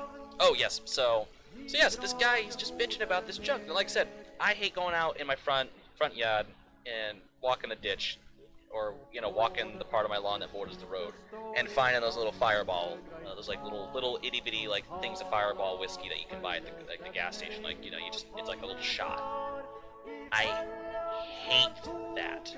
Like, just throw it away when you get home. Like, stop throwing it in my front yard. Like, I'm getting so sick of that shit. But that's just been there forever. Like, I'll find beer cans out in my front yard, like Natty Lights or Budweisers.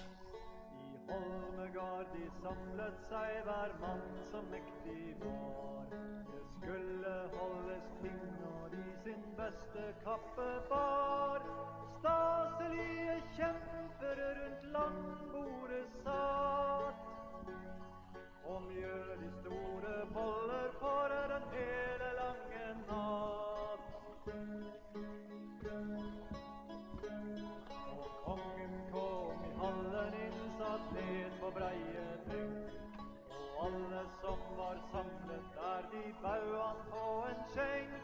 Og det var sagt om kongar, allan var i sådan lag. At alle boller drakk han ut, og stod til neste dag.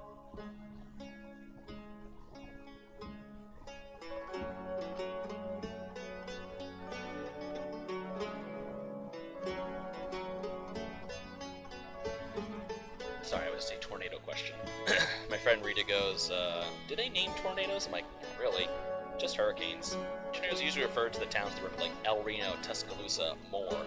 But they fucking name winter storms now, so like I wouldn't be too shocked if they start naming tornadoes like Tornado Maria. Hucked a freaking double-wide trailer.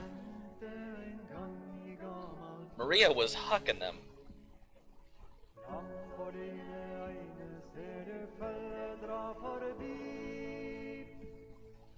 Langt inn i tåkeheim de sakte svinner inn.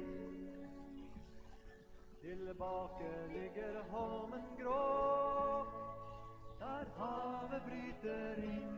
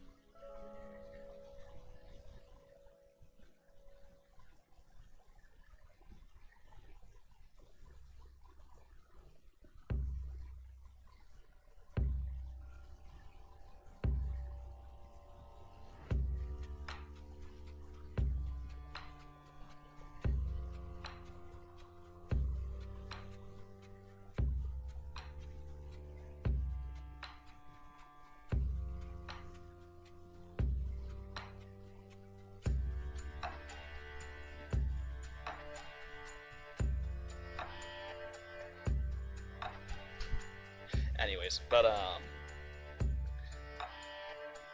she goes, I just want tornadoes to be named something stupid like Dick Cheese or Hello Pants or Apple Crunchies. I'm like, what about Tornado your mom? Your mom destroyed an elementary school and hooked a trailer park into the next county. Your mom grew to 1.5 miles wide, was just really a bitch to everyone's evening.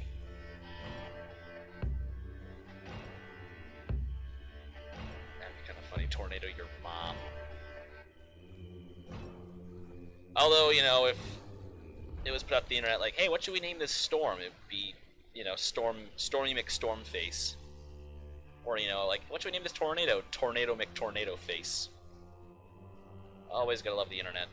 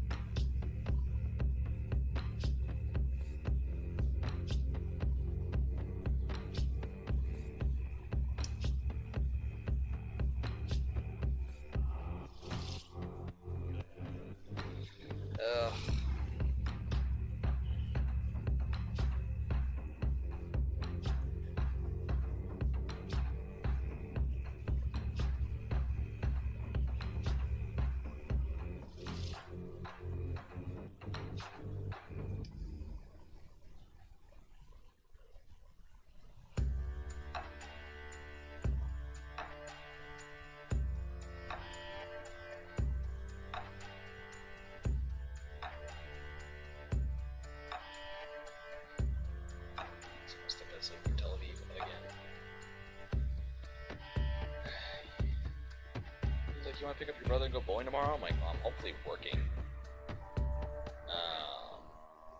Tomorrow. I have yet to hear from anyone about what's going on with that, but supposedly, so the story goes, I'm working tomorrow. Probably text my manager here once I'm done with this.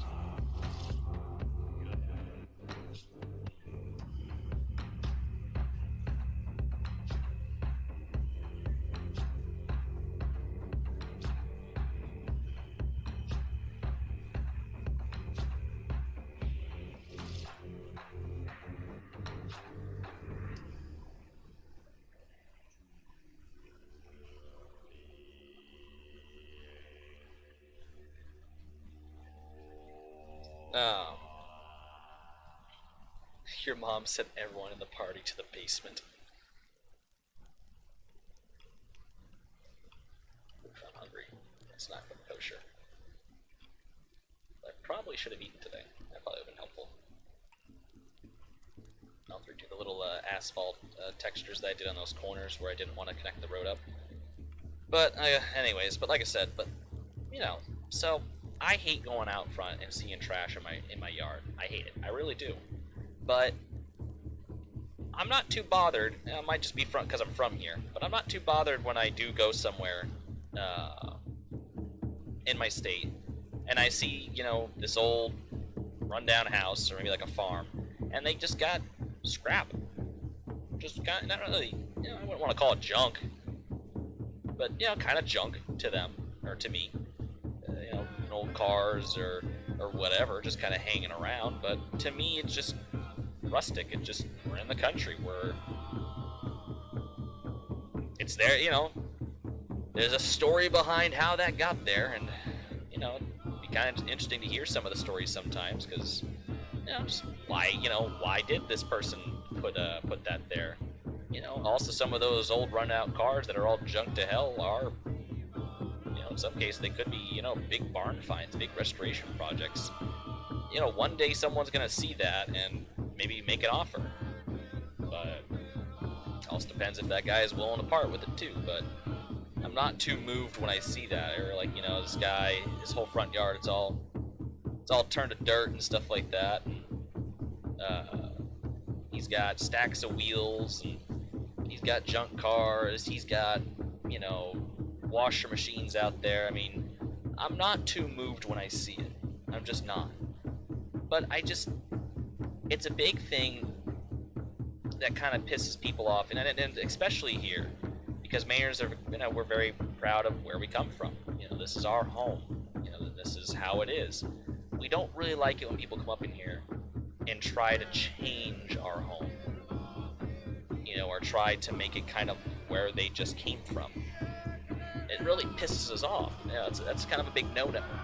Like, there should be like a guide on like moving to Maine, or, you know, we'll call it immigrating to Maine, because honestly, again, you're folk from away, so, you know, on the do's and don'ts of immigrating to Maine, and one of them is don't piss off the locals with trying to change their ways of life to match yours. We're not harming anyone up here. We're not doing anything wrong.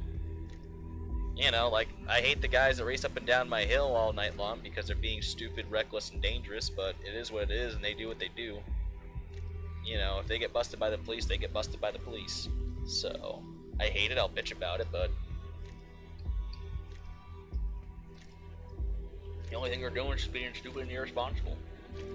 You know, I used to care a lot about it, but what good is it gonna do me to get involved in their business? You know, yeah, that's behavior I wish would change, but, you know, don't go stirring the pot. But that's something I see time and time and time again with people from away, is they come here and they get all upset about how we do things here, and how people live their lives and whatnot, and then they want to change it to kind of be like where they're from. Well, if you're so upset about how things aren't like where you're from, then why the hell did you move in the first place? You know, it's kind of like when we used to go on big family trips. We'd go like out west or something like that, go up and down the west coast, and we'd eat at all the places that we'd eat back home. Now, I know that's kind of different, but it's like, what's the point of going somewhere different and new if you're just gonna eat the same things or do the same things and go to similar places that you could go back home? Experience the culture, you know? Like, when I come to Illinois, it's like I made a big point to Hannah, like, I want to go to the places that I can't go to when I'm in Maine. Now, like, Steak and Shake, okay, yeah, I don't have that. Jack in the Box, Carl's Jr.'s, In-N-Out, Fat Burger and stuff like that, like, you know, places kind of mixing between the Midwest and California. But point being is, like, okay, you know, yeah, those are chain restaurants out there, but I ain't got those back east. You know, I don't have a fat burger in and out up here. I don't have a steak and shake. God, I wish I did. I would kill for a steak and shake right now. I hope we get one. But you know, I don't get those back here, so like, yeah, I'm fine with going to that. But like Taco Bell, McDonald's, KFC, Pizza Hut, you know, places like that, like I can go to any damn well time I please out here. I don't want to go to those when I'm in somewhere new. And like, I'm not saying I'm mad at my parents, but like, I'm kind of mad we didn't eat out more at maybe like different places. Like, yeah, you know, trying to be on a budget and cheap is good too, but you know, it would have been nice to experience what those locals get to experience. You know, and it's just annoying. You know, but to have people come in and move into my state and be all bent out of shape about how life is not exactly the same as where they left, it just. I know I speak for many Mainers when I say it's annoying and that shit needs to stop, because it's just, no, that's not how this works. You know, you want stuff to be the same just like it was where you came from, then stay there. We don't need you here. Ever been to a quick trip? Yeah. I don't know if it's the QWIK or KWIK. I think it was the QWIK. Let me see.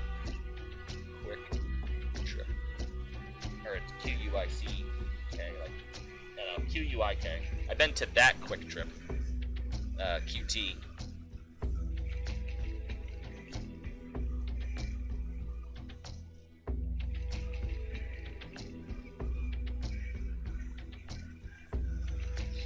Yeah, I've been to QT, but I wish we had them out here. Those were nice. They were, I miss quick trips.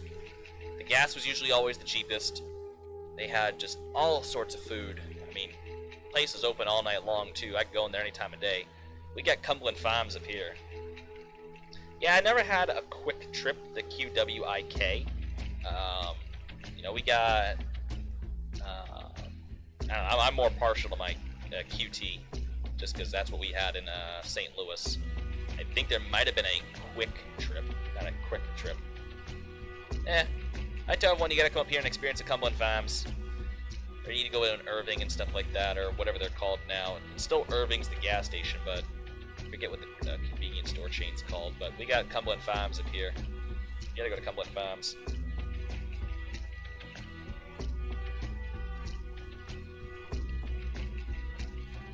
I mean, everyone's got its own convenience stores. Kaldvann Farms they're not even close to the quick trips that I had in Illinois. Like, I miss my quick trips. Just because it was so nice. Like, I drove by a ton. Like, leaving the parking lot at work, I would drive by a bunch on my way home. And then there was one right in Bethalto, right where I lived. And so, hold on, what am I doing here? Give me 1 second. I just gotta figure out what I'm doing in this space. I don't know if I'm gonna do more houses or if I'm gonna kind of do like some buildings like that. Maybe do buildings like that over here and then switch over to houses.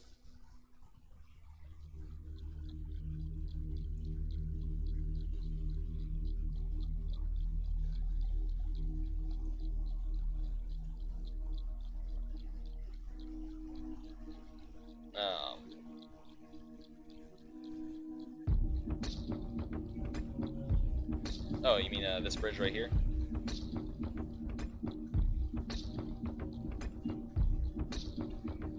Or that bridge over there. The one of the three sisters.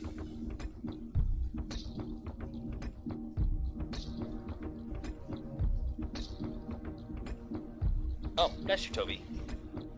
Hey, buddy. Oh, bless you. Bless you. Oh. Little kitty sneezes. Is it allergy season for you too? Oh. Yeah, your eyes are pretty runny today. Oh. Bless you.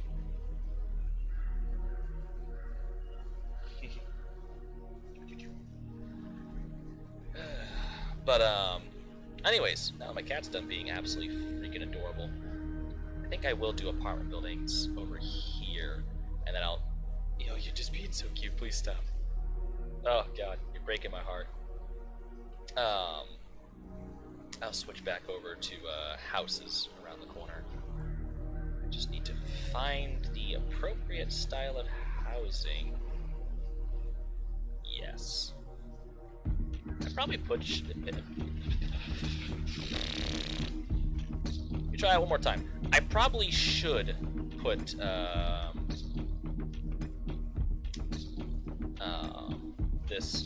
that apartment building somewhere, particularly over here. I'm not sure what to do down here, or what to do with this area in particular. It's like, do I just do houses? Because it's the coastline. I don't really know what to do over here. I think this is its own neighborhood, because this is Rosenberg, which goes over here. But I don't really know what to do over here.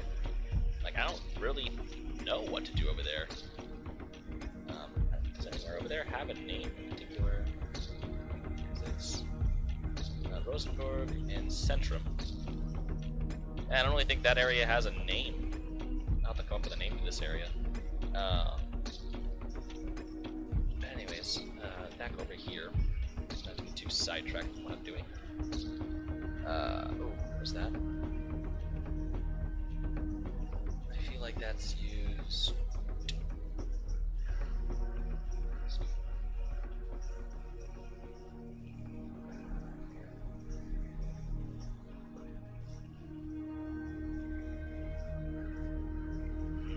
Probably should use that over here. Yay for lag.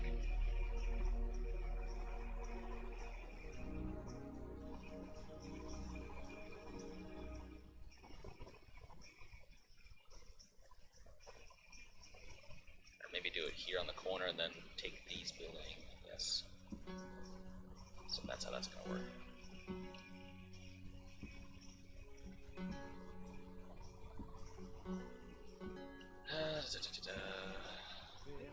Do these older style houses, which would be nice. Although alternatively, I could do that right there. Just do a bunch of those houses and then just taper off into houses. I think I'll do that. And up here will just be like these newer style homes along this road.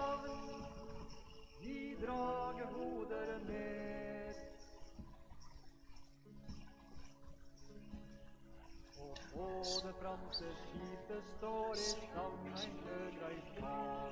Kong Harald og hans følge stevner inn mot Holmengard.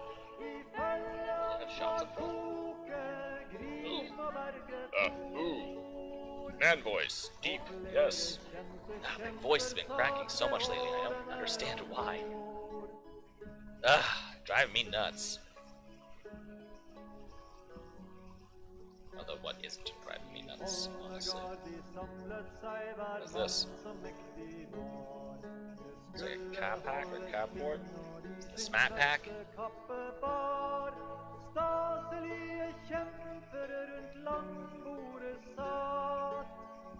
Alternatively, I could put that over here. And no one noticed that. People in the town, you ever just noting buildings just disappear randomly?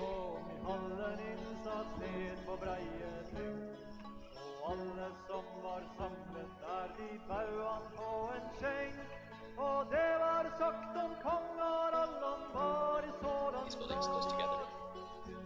Actually, make them touch. You can also dance if you want to.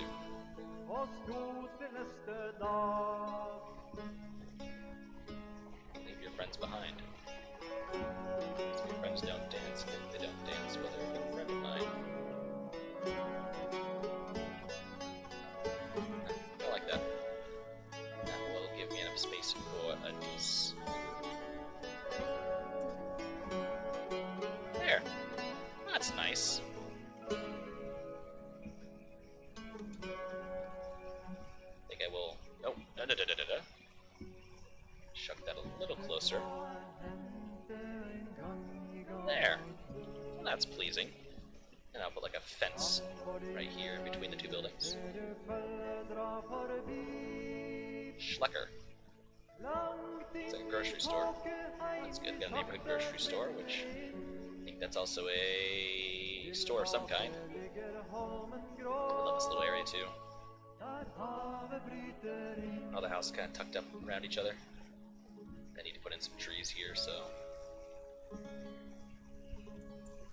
Little things like that that make me appreciate what I'm doing here.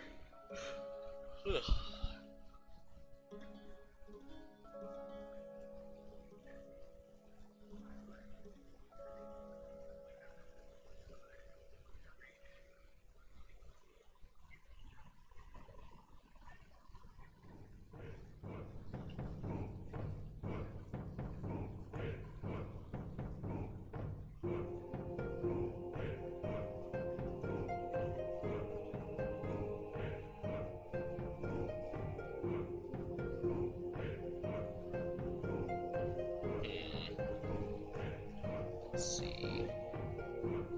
Building should I chuck in here first?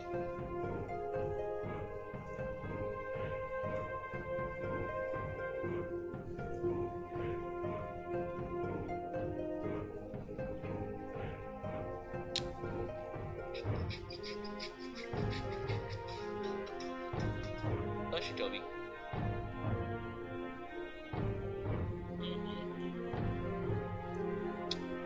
Don't know what to put there.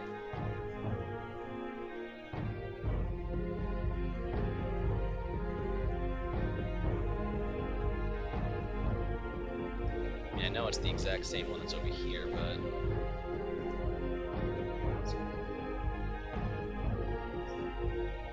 same looking buildings on the street. Maybe they're owned by the same person.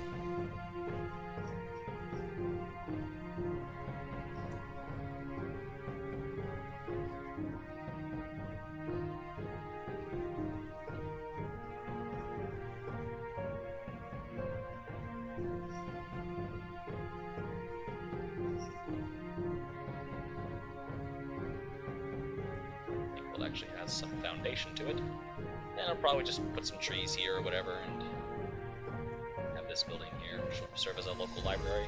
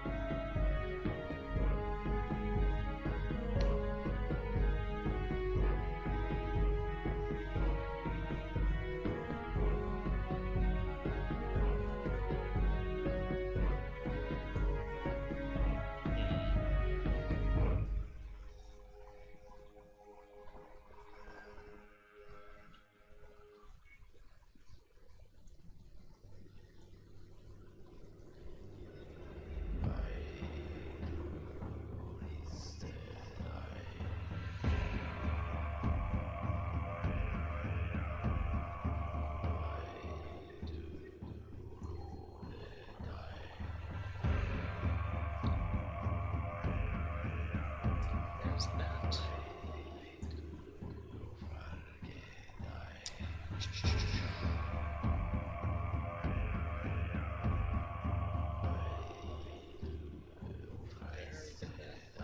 And it.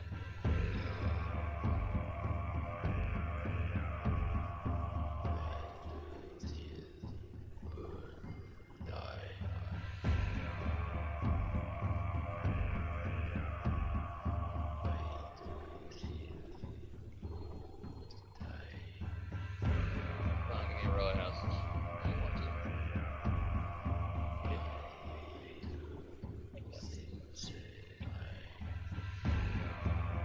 It's blue. I need some milk. Let's put more of the same houses.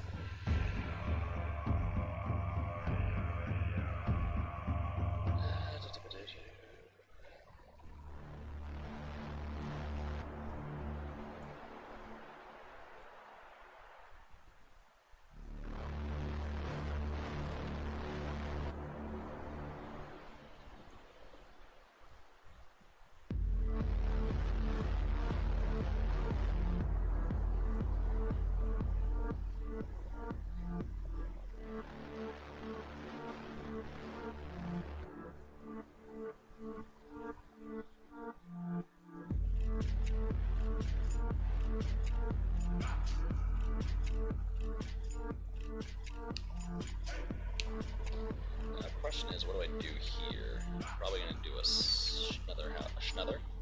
Yes. I mean another? Sure. Not really sure what a schnother is, but I'm sure it's fluffy, whatever it is. Whatever it is, I'm sure it's fluffy. That's horrible. Maybe,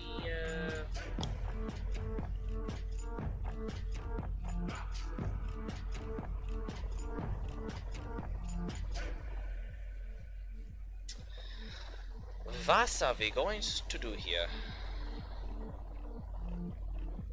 I think I'll put down some singles, and then probably what we're gonna end up doing is maybe put like a small treat in there. I don't even know what we're gonna do.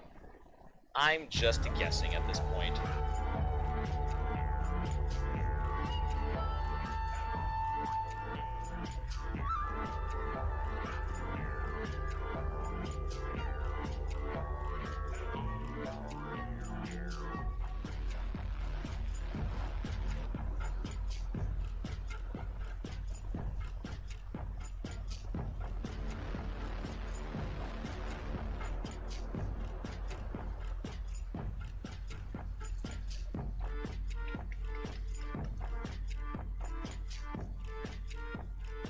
Alright, so there's those. Look at older. Yeah, what are you? You're a house. Marshall Preston House.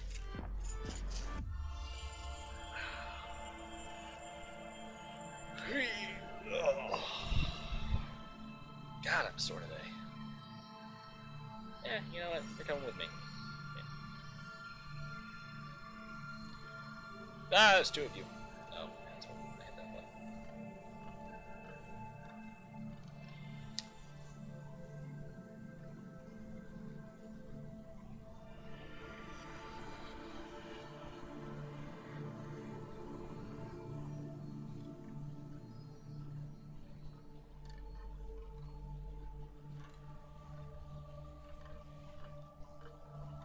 Washambo.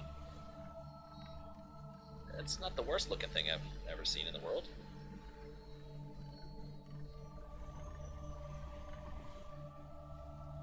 Alright, alright. I can feel it. I can see it.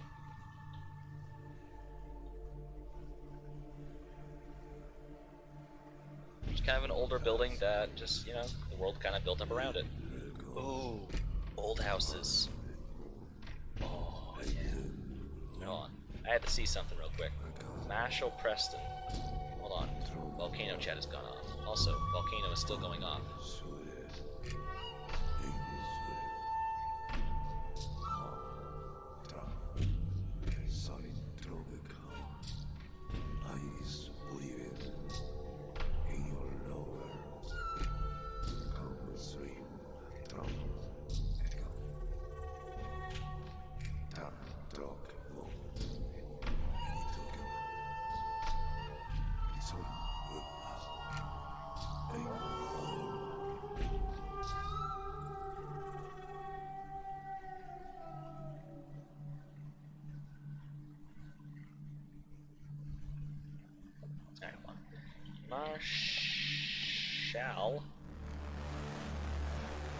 Marshall Preston, who made you?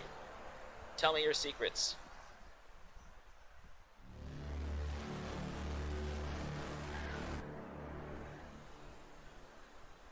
How do I figure you out?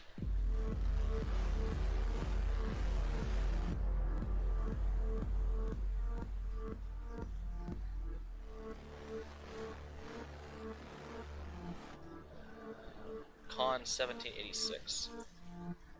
Thank you. Carry on.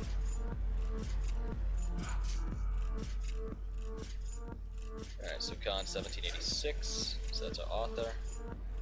Con 1786. Buildings. Fanny Blanchett House.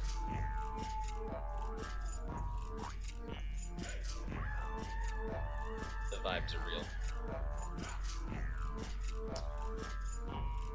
So this building can go over here. I'm feeling it suddenly.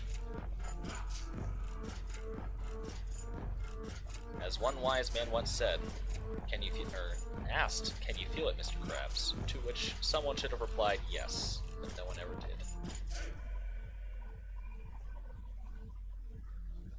Okay, Marshall Preston, Richardson Building, Spalding House. These are really low quality. I'm just gonna ignore them for 5 minutes, because I'm using some other questionable stuff.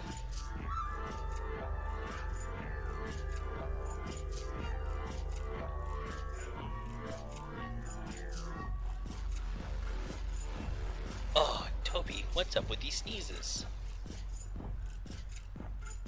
Oh, ow, you just sneezed all over my arm. That's gross. That's gross. You just sneezed all over my arm. Poor Tobers.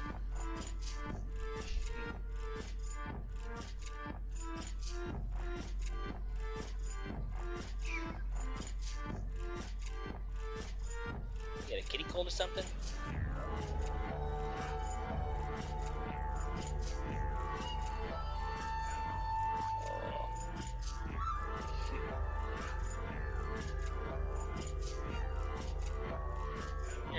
Buddy. Anyways, alright, so...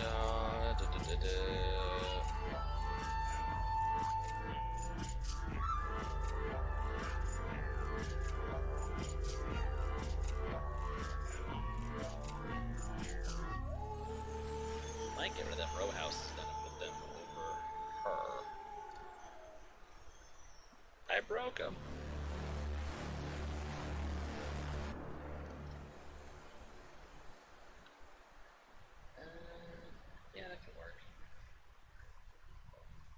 Tis fine.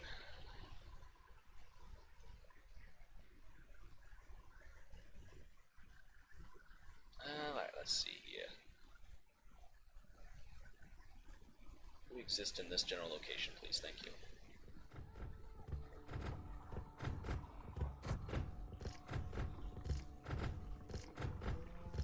Conklin House. Alright, so this guy's name is Con1786. To the download station.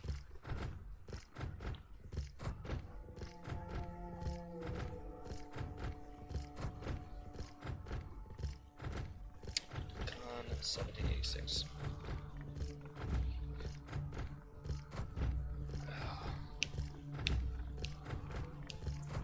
3,000 assets later.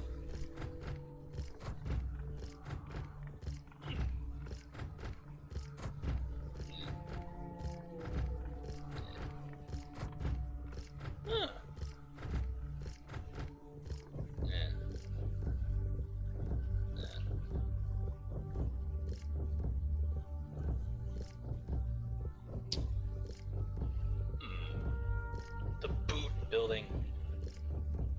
Where do you live? Boot! What do they do there? Boot. Clara Sexton House. I like it except for those freaking banners. Ooh, a CNI station.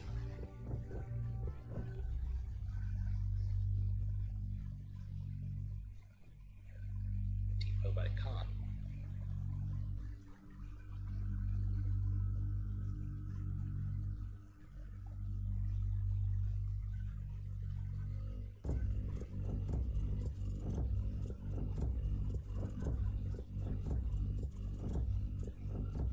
Oh, Toby.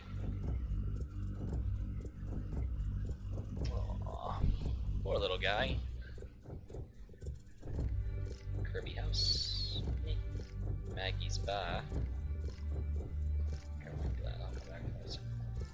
Masonic Center.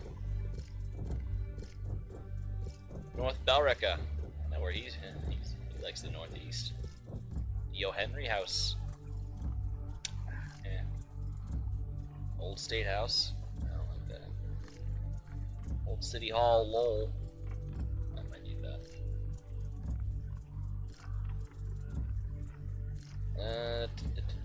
Reeves Ban.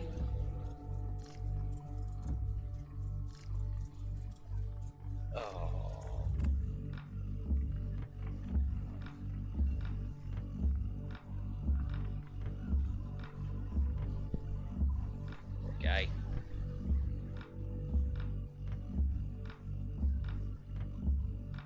Yes.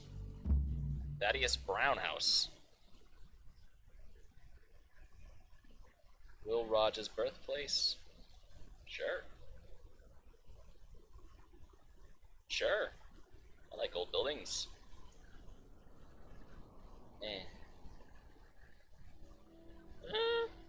Yeah, sure.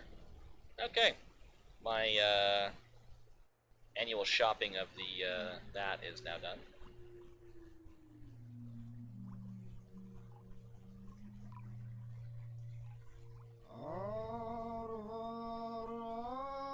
I just like old buildings. I can put some over here now too. That'll be nice. I could probably put one on this corner.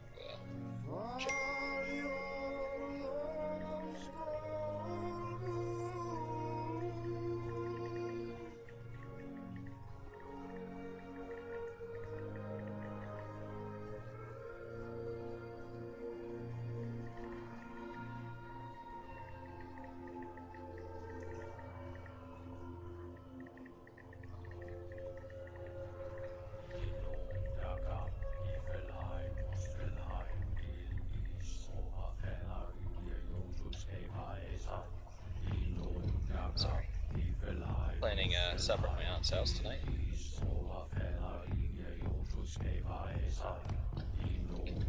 Here. No. There we go.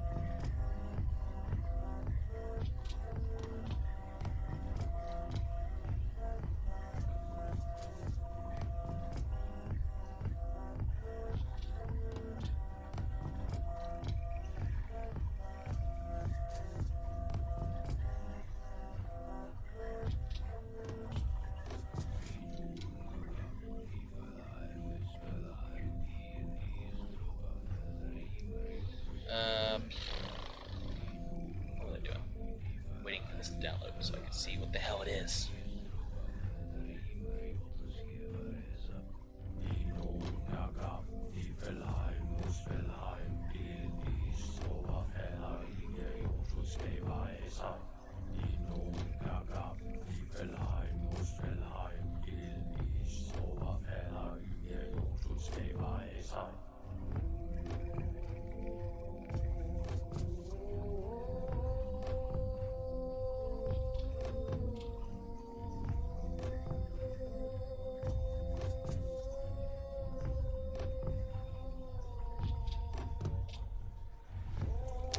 Looks like I'm grilling tonight.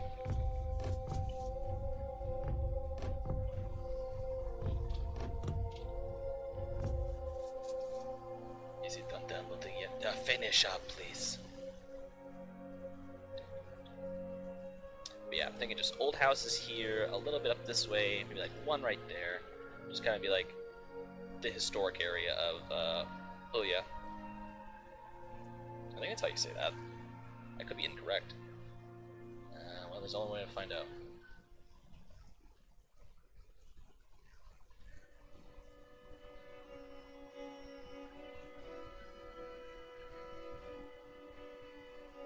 Øya. Yeah, Øya. So this is Øya.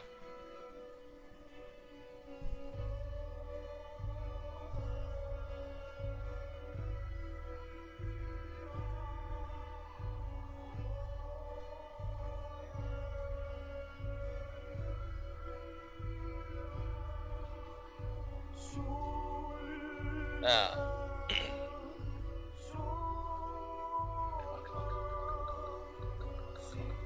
Do it, do it, do it, do it, do it, do it, do it, do it, yeah. Yeah. Yeah. This makes me happy. As one could deduce from the, yes. Twitch.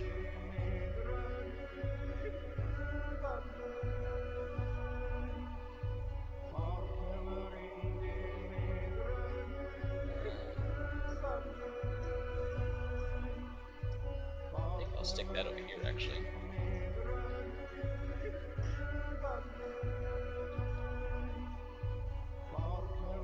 Stick one of the other buildings over here.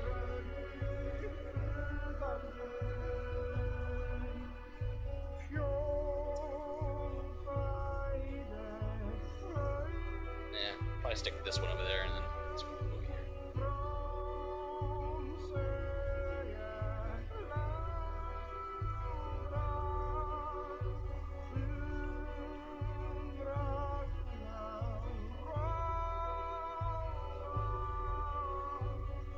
Yeah, tinnitus. Ow. Damn, ringing in my ear.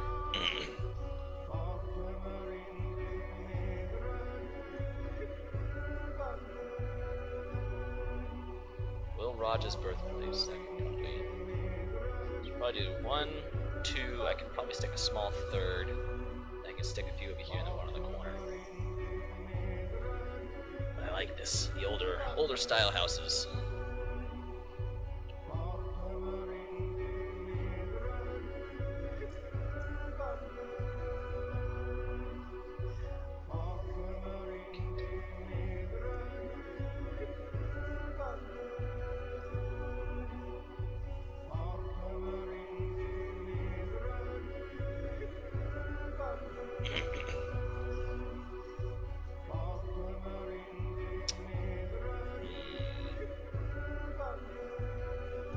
This area is also going to need a fire department and a police department. And it also probably wouldn't kill to have some form of medicalisms over here. Because if we stop and think about it, this whole city has one hospital. Now granted, it's big. It's that building right there. We'll go to it. We will say hello. Say hello. So this is the medical center right here. That's a Kayla.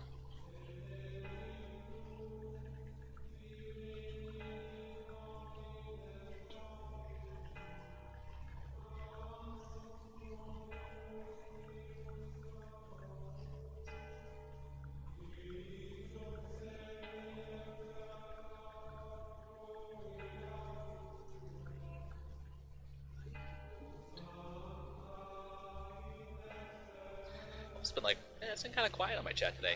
That's right, it's a school day and it's 2:47 in the afternoon. But yeah, so this is the only hospital in the whole city, which, I mean, it's big. And, it can hold quite a few people, but I'm starting to think that I don't know if it can hold everyone.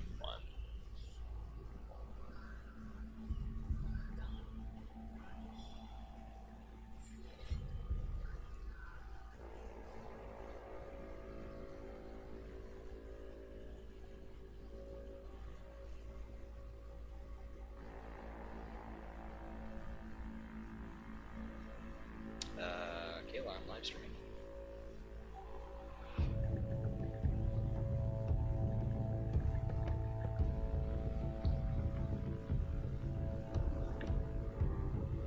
Oh.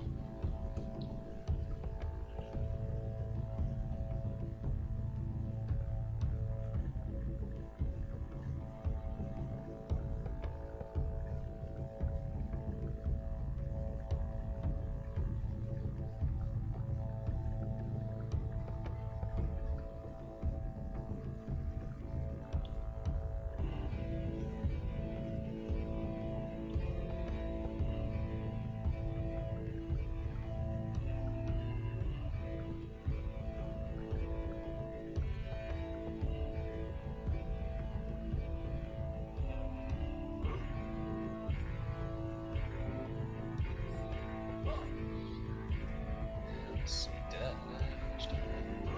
Will Rogers, did your house? Okay, Will Rogers' house finished downloading. So we're gonna put Will Rogers' house over here. Let's see. Oh, that's up. Oh.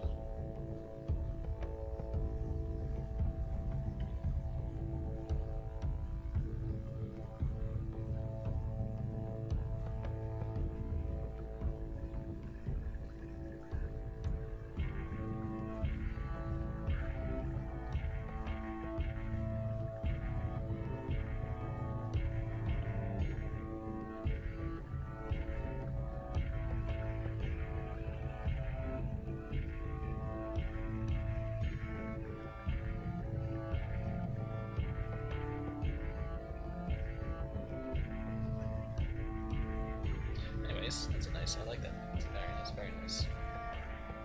I will put that here. Actually, should I put that over there? Decisions, decisions.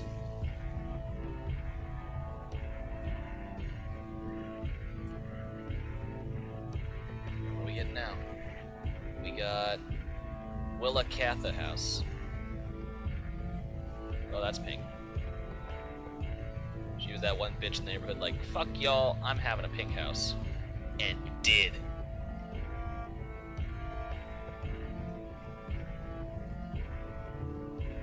Just to piss everyone off. And you know what? Worked like a champ!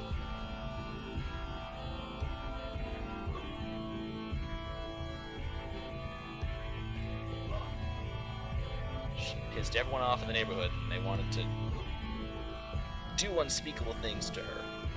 Didn't because no, they were all wimps. Most of them as well, so they didn't do it.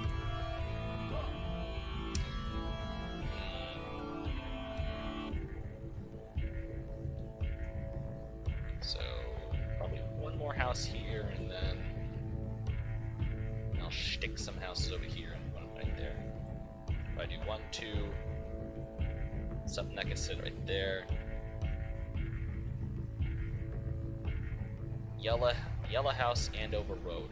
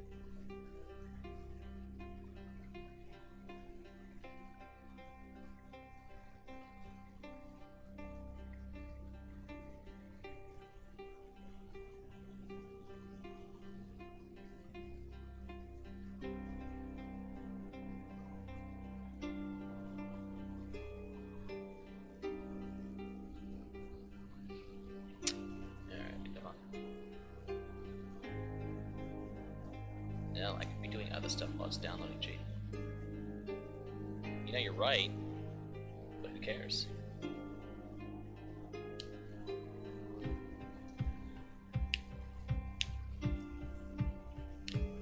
Oh, ow.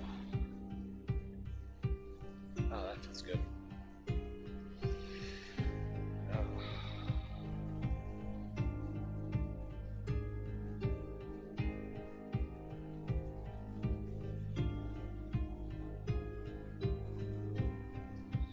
Gosh, my hands hurt.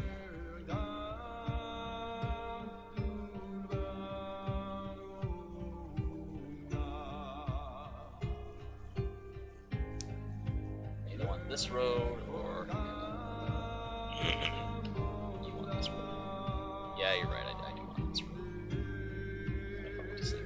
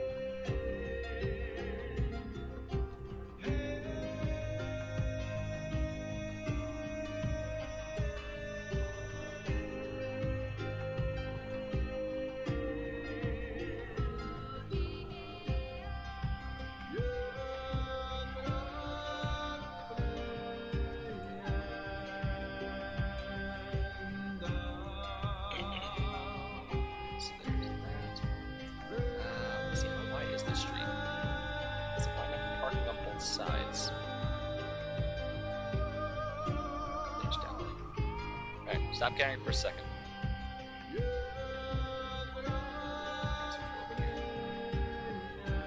Very nice.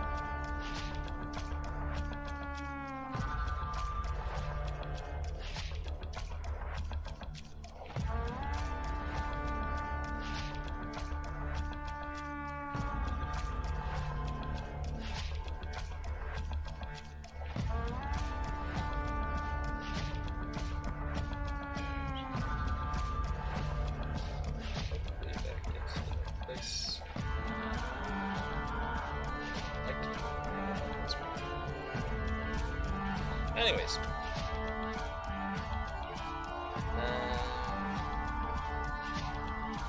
I also allowed other things to finish up. Let's see. No. It's still downloading. That's cool.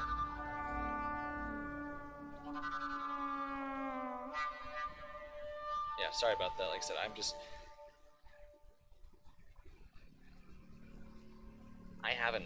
the last I remember, so I was at work Thursday last week. I had just passed the CITA test and whatnot for my badge. The last thing I heard from anyone was, and this was from my trainer Amber, was that since I passed my CITA badge test, I could no longer be escorted since I was a badged employee at the airport, and it's against federal law to escort another badged airport employee if they hold and obtain a badge. Someone who doesn't hold a badge can be escorted, but since I do now, I couldn't be, so she couldn't take me out the ramp for training. She did say that she was working next week, Wednesday, Thursday, Friday, but she was going to check with Catherine first to see exactly what they wanted to do with me, and that they would be in touch with me soon.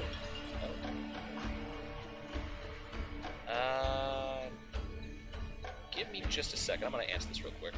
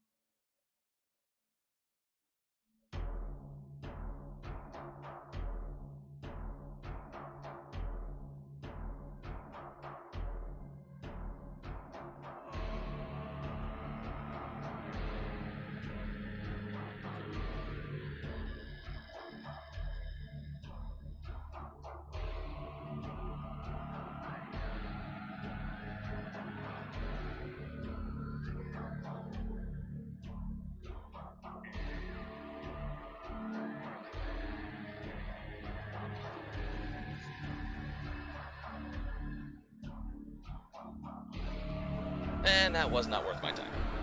That was T-Mobile. Your account is past due. No shit. Please press this number now, or please hit 1 now to be connected to an automated payment system to avoid future collection issues. Bitch, I've only missed a month and we're just come out of a pandemic. Like, let me get paid. I called those fuckers. And said, hey, I just started work. I know my bill's coming up. Is there any way I can possibly get an extension to keep my phone on so I can communicate with my employer, X, Y, and Z? And they're like, no, we've indicated that you had issues paying your balance over the last year or so and stuff like that. I'm like, yes, because we're in a pandemic and I've been out of work. I have paid it and, haven't griped too much through the pandemic. You guys shut my account off and gave my phone number away, so that created a lot of issues. And all this other bull crap. I'm just asking for an extension. I have a job. I can provide you with employment verification. I just need this small extension so I can remain in touch with my coworkers, but my management if something arises. So, can't use that.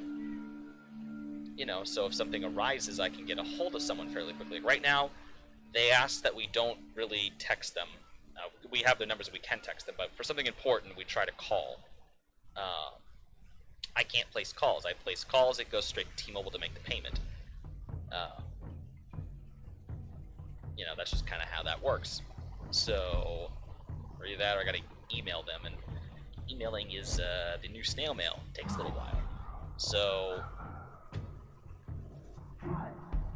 it's just like I told them, but they've been harassing me ever since. Like, I got a message from them.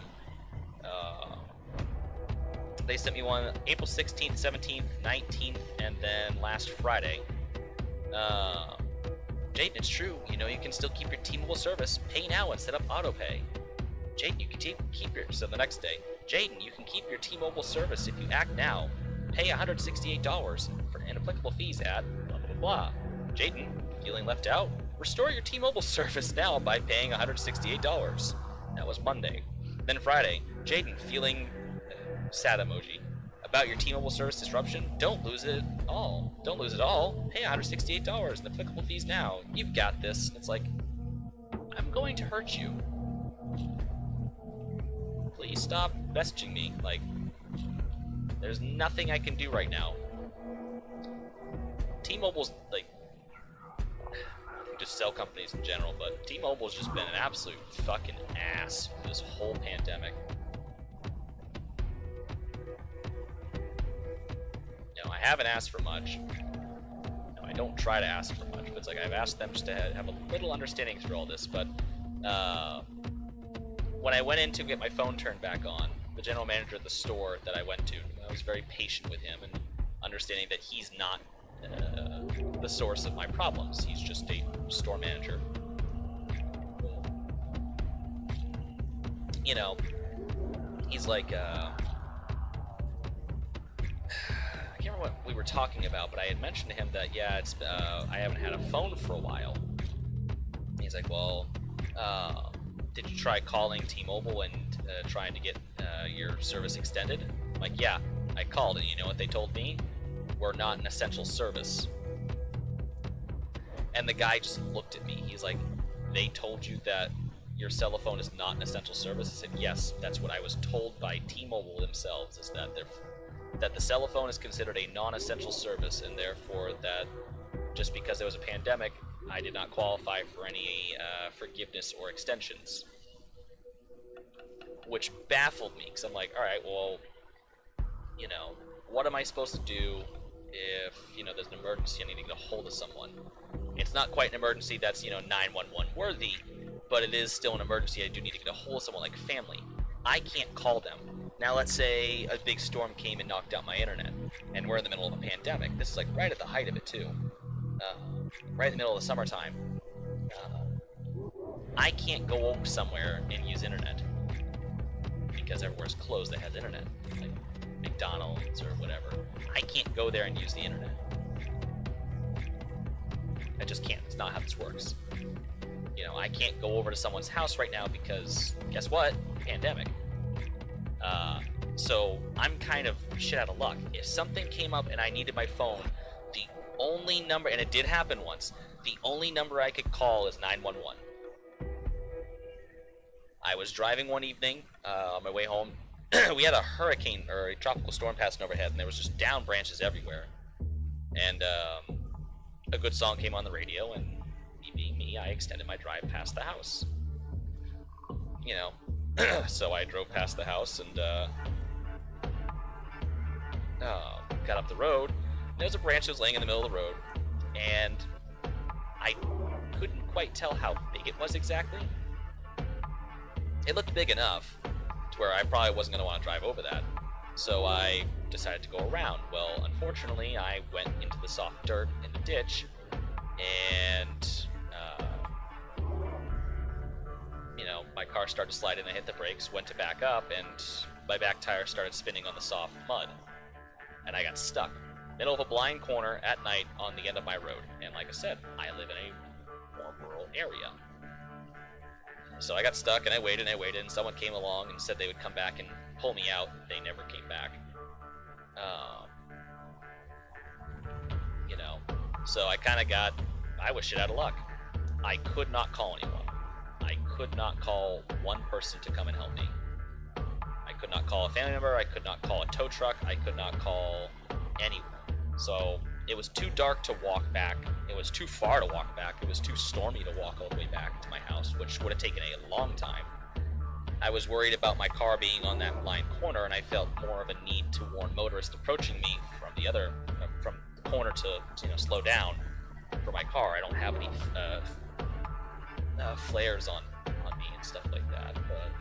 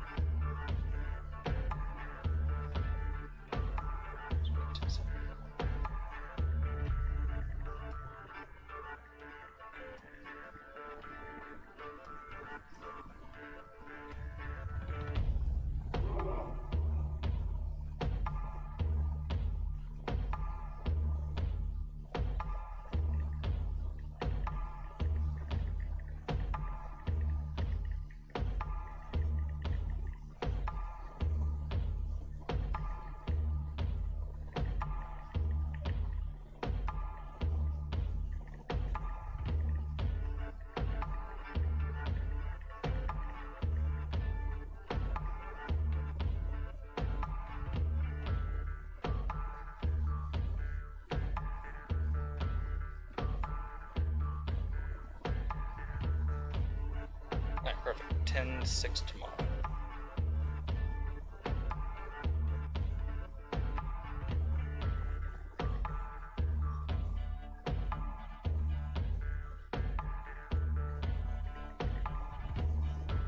Alright.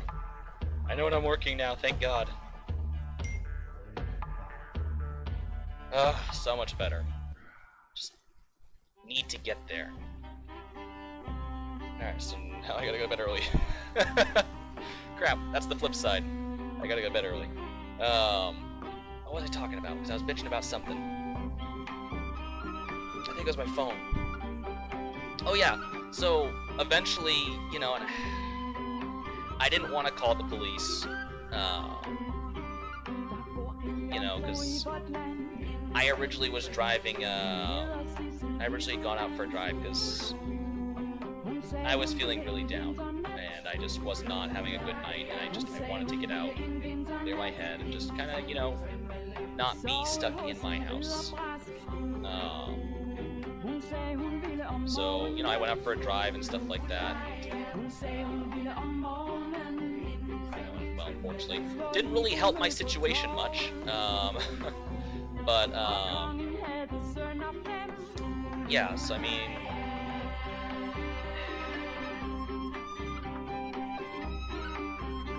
I'm trying to think of words. Exactly here. What's that one?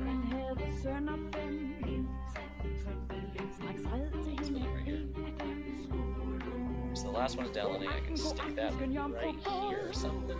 Yeah, that I could just like make this like a park. Probably do a park. Park would be nice. I'll do a park. So that last building will go over here, which is still downloading the Thaddeus Brown house.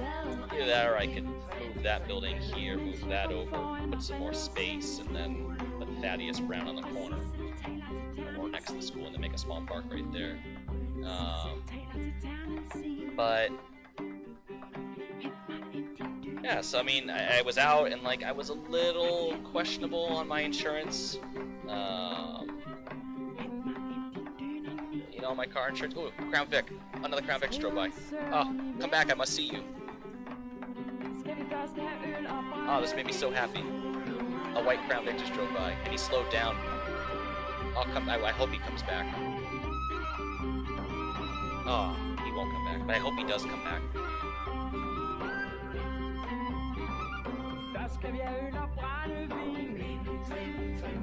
That just made my whole day. That's a good luck sign right there. A white Crown Vic just drove by. Even if it was black or a gray or a blue or red or, dare I say, a pink Crown Vic, it would still be a good sign. A freaking Crown Vic just drove by. It can't get, you know what? It can't get any better than today. Really, honestly, truly.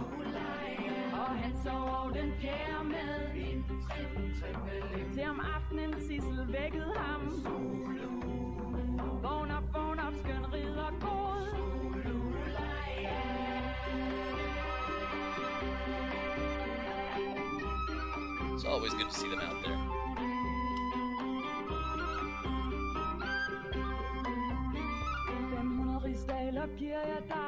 Well, while that's occurring, I'm gonna put a fence around this, like a small fence.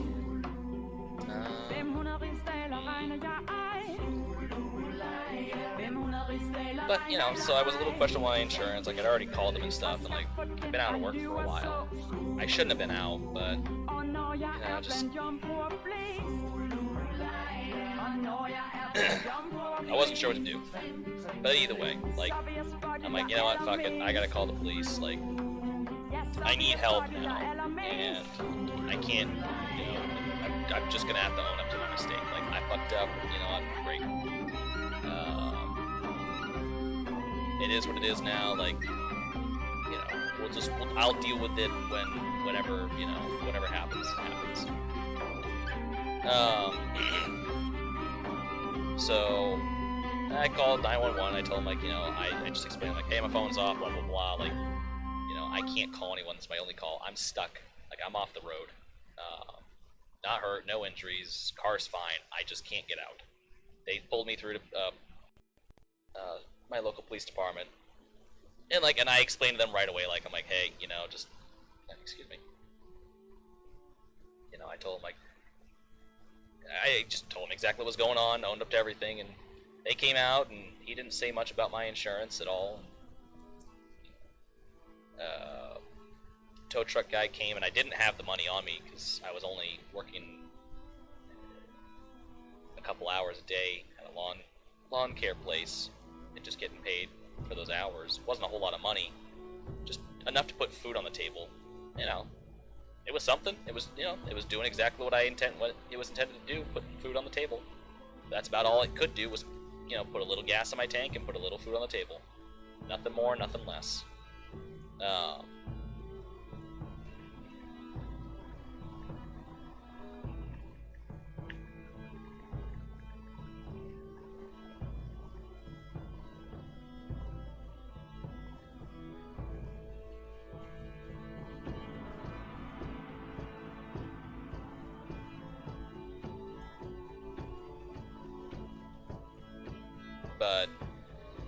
But yeah, so I mean, you know, it was what it was, and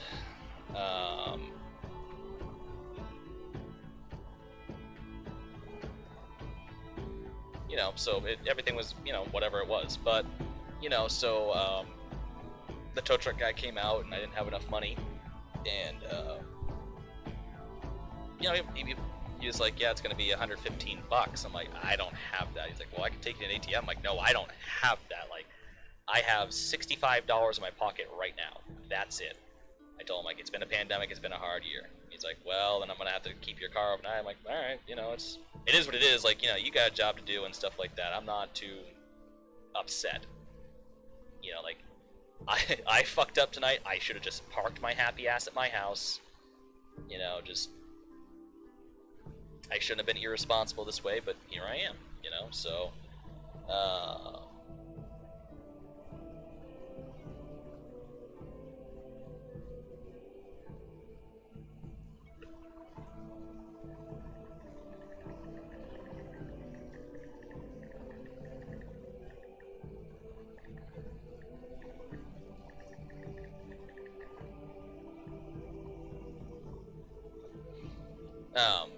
but anyways, but like, you know, so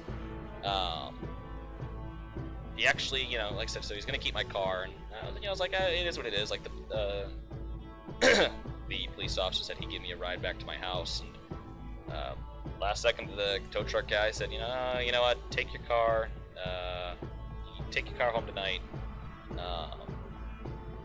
but you know, you better come settle up your debt tomorrow, because I'll give this guy a call, and if you don't come settle your debt by, you know, this time, you know, I'll be coming for your car. And you know, I'm like, no, that's absolutely fine. Like, you know, I was really thankful. I'm like, you know, I really appreciate that. You know, I communicate with my boss, because, you know, it's just us in the truck. So, yeah, I got to be out of here by 3, because I have to go settle the debt by 4. And went up, paid the debt, and he actually told me, you know, took all my money and stuff like that, but, you know, he gave me his card. He said, so, you know, I understand you couldn't have called, so it was what it was. He said, city ordinance, 120 for night towing, 90 for day. If you ever need towing, call this number. I'll charge you like $40.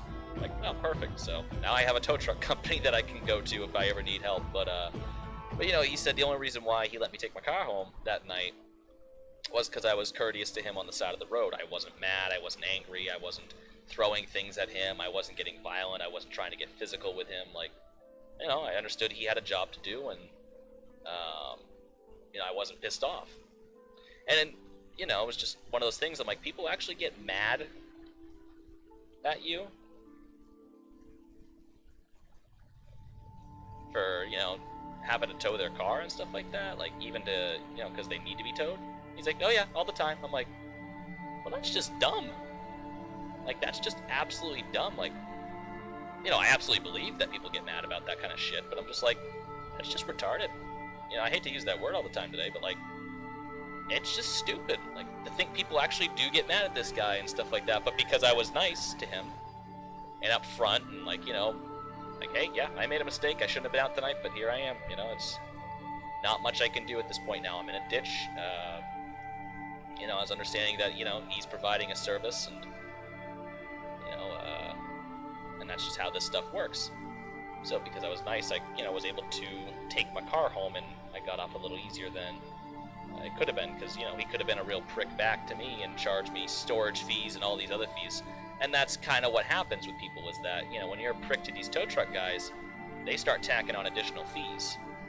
It's kind of extortion, or a form of, but, you know, don't be a prick.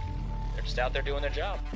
But the point is that, you know, it ticked me off, because, you know, yeah, I had screwed up and wasted more of my money that I didn't need to be wasting.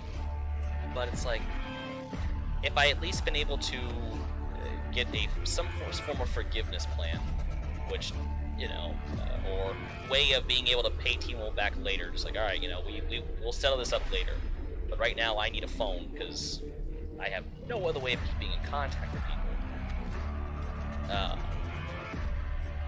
You know, just nothing. They don't want to work with you. And that just ticked me off.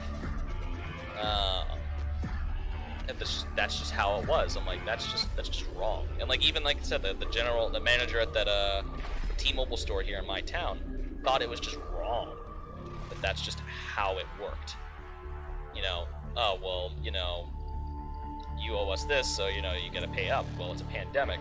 We know.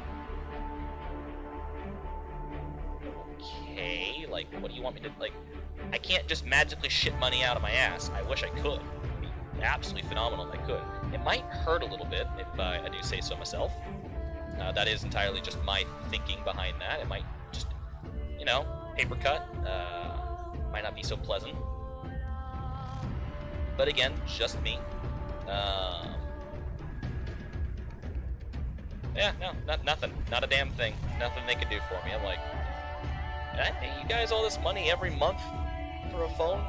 You know, I told him I was very adamant with the guy at the T-Mobile store, and I'm like, I wasn't raising my voice, wasn't doing all that crap. I just told him, like, no, I mean, I need my phone back on, and I need a new phone. I'm just here to sell the, you know, this, and get my phone turned back on. So, like, you know, yeah, I'm gonna stick with you guys for now, because I'm not gonna go through all that work, but as soon as this phone's paid off and that's all done and over with, I'm not staying with T-Mobile.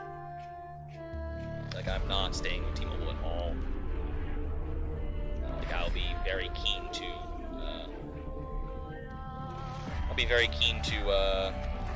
get off of T-Mobile's plan and go elsewhere. I was not happy with that. You know, their other thing to me was, because no matter what, I could always call T-Mobile. You know, the other thing was like, well, do you have family that can just help pay the bill? And I'm like, we are in a pandemic. Like, what part of that don't you guys get? Like, my family is not wealthy by any stretch of the imagination. You know, and I have the cheapest plan possible. You know, and I try to tell them, like, you know, and also, you guys ripped me off a few years ago. You know, when I was separated from my ex, and when we were going through that whole process, we were on the same phone plan together. Hold on. Okay, chat.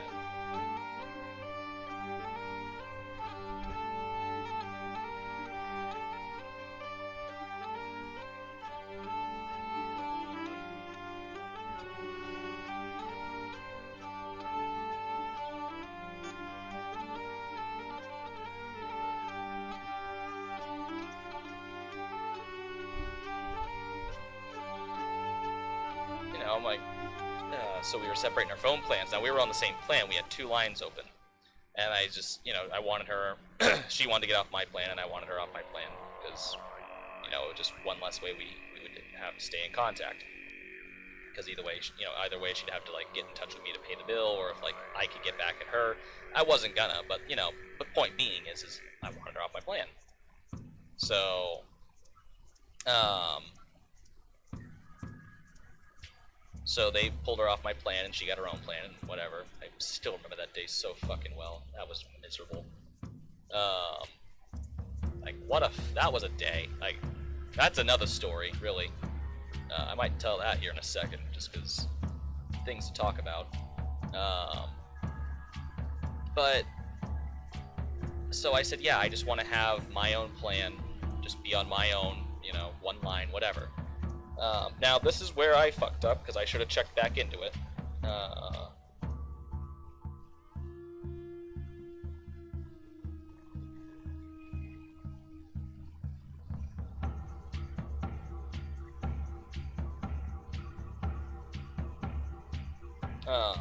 But anyways, but no, but so when they closed her line on my account, they kept, or when they pulled her off my account, they kept the second line open. So I was paying for 2 lines, but only using 1 phone. So months and months and months later, I was home in Portland, or in Maine, but I was up in Portland, and I had gone to the T-Mobile store for some reason, and I cannot for life remember what the heck it was, but the guy there, when I was getting my line turned back on, or for something, I think it was my phone was having some issues and I needed to turn back on, but they didn't do it correctly or whatever. He was like, he mentioned something about, which one did you want back on? I'm like, and I told him my number. I'm like, it's the only one on there. And he's like, no, I have 2 lines on this account. I'm like, 2? He's like, yeah, I have 2 lines open on this account. You're paying for 2 lines. I'm like, I'm paying what? And it never occurred to me, because like my bill did go down from when Hannah was on my account, but it didn't go down like drastically. Now I should have probably done more investigating, I will admit, another fuck up on my end, but I didn't think twice about it, because the bill went down, and so on and so forth. But it was like, so you mean to tell me that about 2 years later, I've been paying, actually it was about a year and a half, but about a year and a half, I've been paying for an extra line on my account after I wanted them to remove it, because I explained the situation to him. And, he put up a call to T-Mobile and stuff like that, see if they could, like, credit me and stuff like that, maybe get, like, a few months free or whatever, like, at least reduced, because I've been paying, because they, they kind of screwed me over. And they said they'd look into it, and I heard back from them saying that, they were very sorry for the confusion, but unfortunately at this time there is nothing that they can do to rectify the situation. And I'm like, wow, thanks, assholes. Now, I've been very displeased with T-Mobile, even pre-pandemic. I just, have not left yet. But I'm pretty sure after this is all said and over with, once I'm done paying off this phone that I got, I'm gone. I'm not sticking with them. I'm gonna leave. I'm gonna leave T-Mobile and just go elsewhere, because I'm not happy with them. The customer service is shit. Everything about them is just shit. There's nothing great about them. And it sucks, because I left Sprint to go to T-Mobile, and now they merged with Sprint. It's like, oh great, everything I hated about Sprint. It's like, I'm probably just gonna go to Verizon. But still, it's like, I find T-Mobile to be the worst. Although the lady they had in their advertisements way back was hot. That's about it. The T-Mobile girl. Ugh.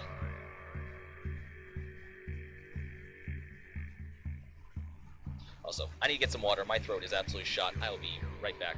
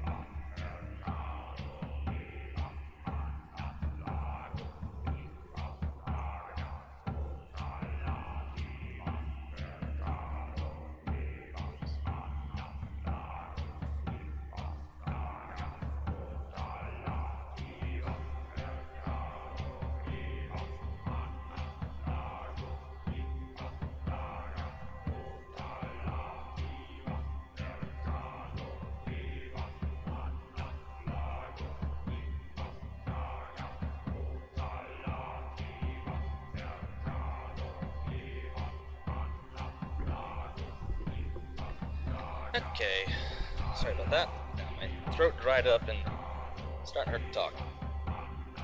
Where's my phone? Shit.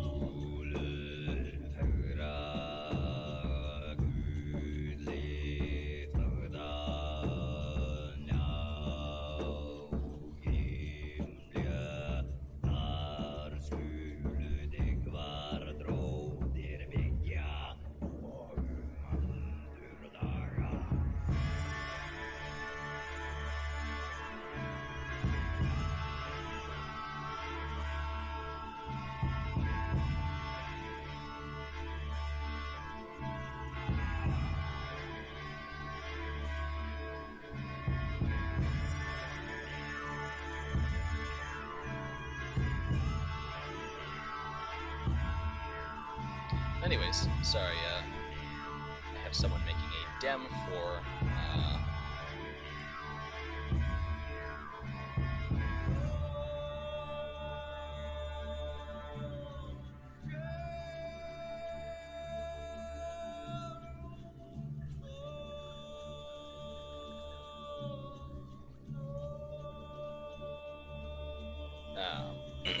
but I'm borrowing a part of Iceland to help with the creation of my country, just to kind of not build all the terrain and shit, but,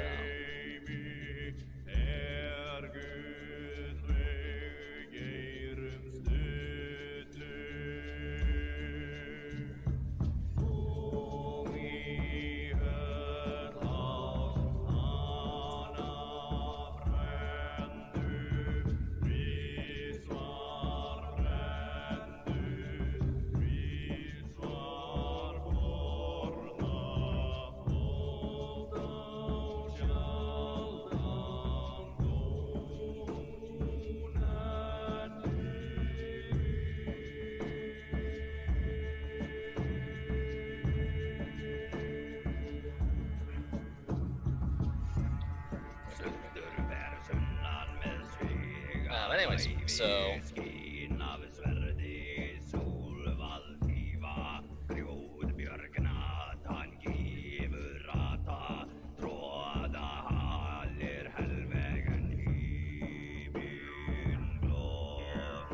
probably go for still a little bit longer, just because my voice is just about done for the day. What was that, Con 1786?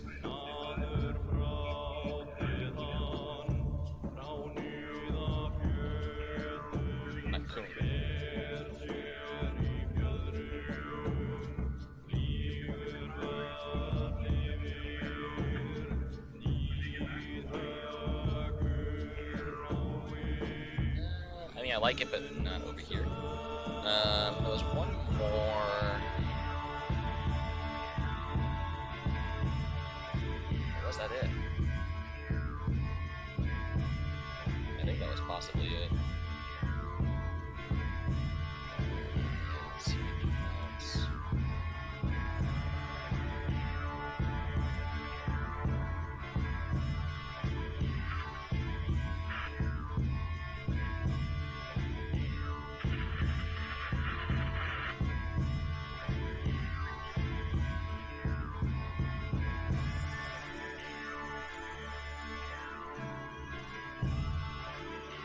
That'll be fine for now. Just some older buildings, and then that can all be over there.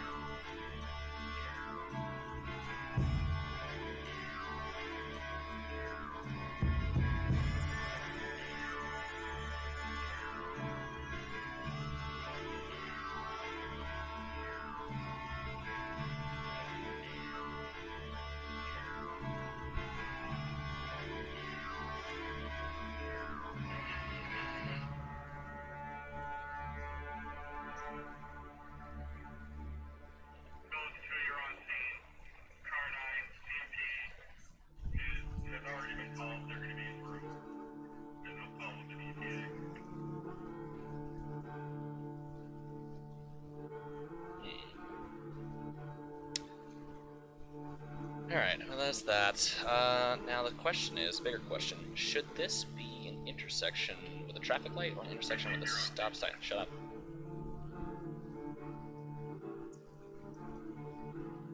So loud now. Let's see, 3:40 in the afternoon, I probably should get ready for supper. I'm cooking tonight, apparently. Yeah, I think I'll probably... It's a bigger intersection, it's kind of the main road leading out of here. It's not going to be busy per se, because the main... I think really if anyone is coming this way, they're going to be going whichever way. I could probably get away with a stop sign. What I should do, and I wish it was possible in the game, I wish you could set up a traffic light to be timed, but at a certain time in the game, the traffic light switches to a flashing sequence. Which is actually something I would do. So let's see here. Let me pick up some of the ATLS lights. Is this fun?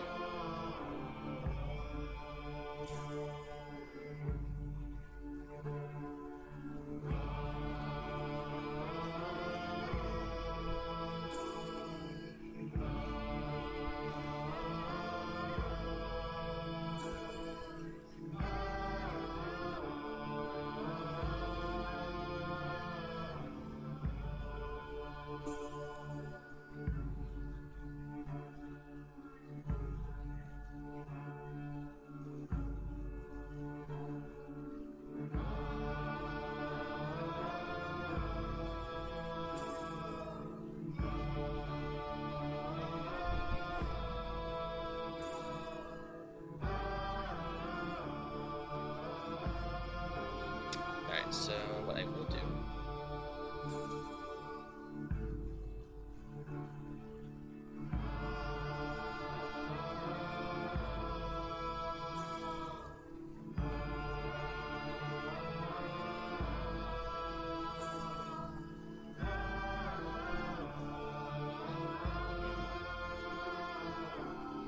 Alright, so ICER sent me dem for the new section of terrain.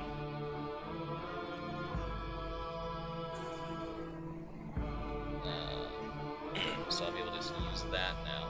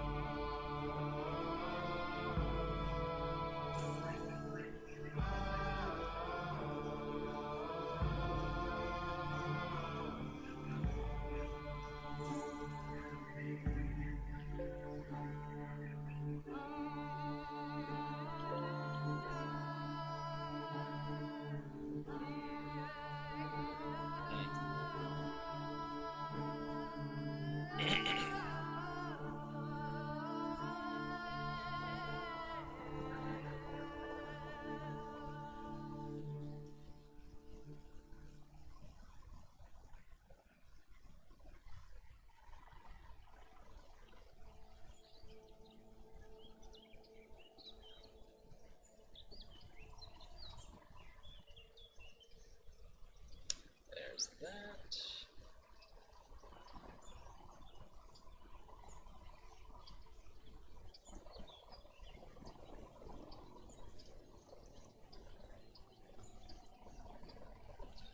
I don't really think there's lanes over there.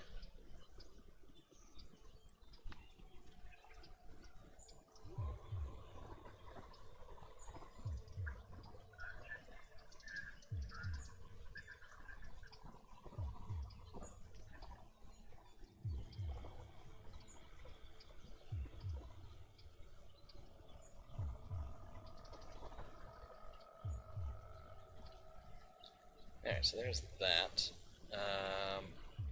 Now what they do in Europe, so the traffic lights would normally sit on this side of the road closest to the stop line, which I hate, but that works out well because on the poles they'll put the priority sign, so like this way is priority, this way is a yield, and whatever.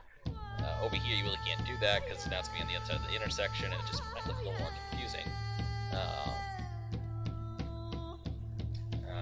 Let me see here. I have the priority signs around this ballpark. So there. So I think how it's going to work is I think this way should have priority since.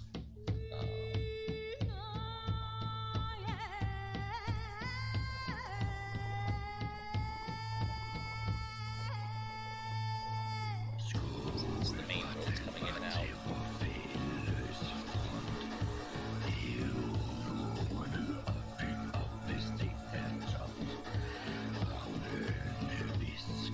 Like I said, it's only at certain times of the day too, so.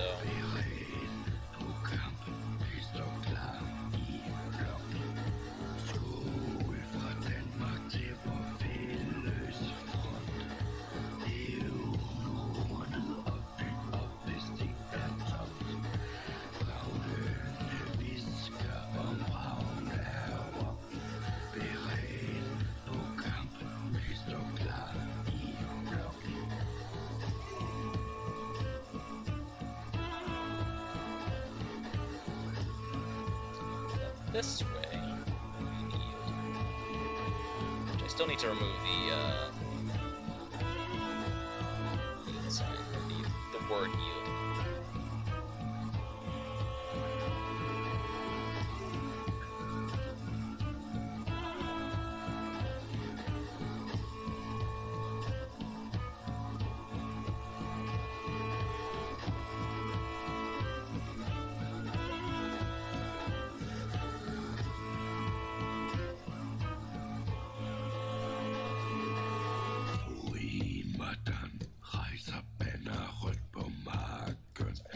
Just simple. Det står ved fodtakken. Vølven har sporet, at vi slås med Frejas gunst. Slagets udfald afgjort med heksens kunst. Økser og sværd slås mod skjold til. Alright, so there is that. Blodet i kroppen pumper hårdt. Like I said, just at certain times of day, the intersection would turn to would go to a flashing state. That would be this way would be yellow, and then this way would be red.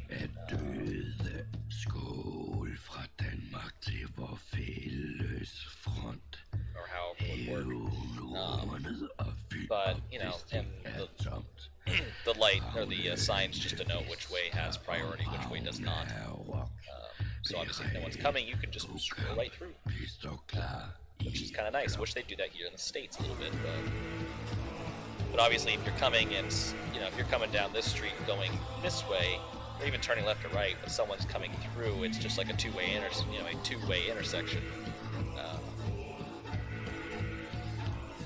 You still have to let those cars have the priority, hence the signs. So. But I think we got some decent work done. At least we got the area along the peninsula kind of filled in.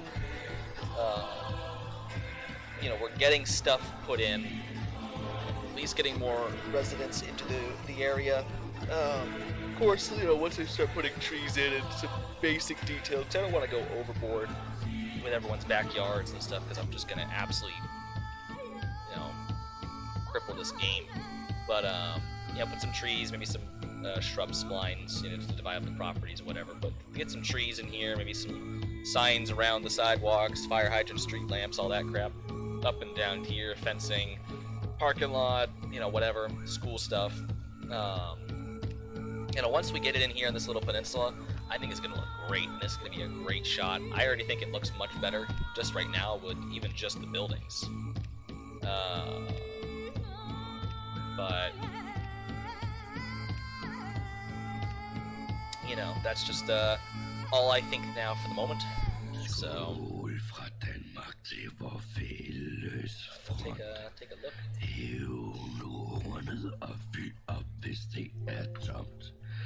Ravnene visker ravne rock. Beredt på kamp, vi står klar I flok. Skål fra Danmark til vor fælles front. That's very nice. And it's kind of nice looking from the other way too, like Beredt på kamp, vi står klar I flok.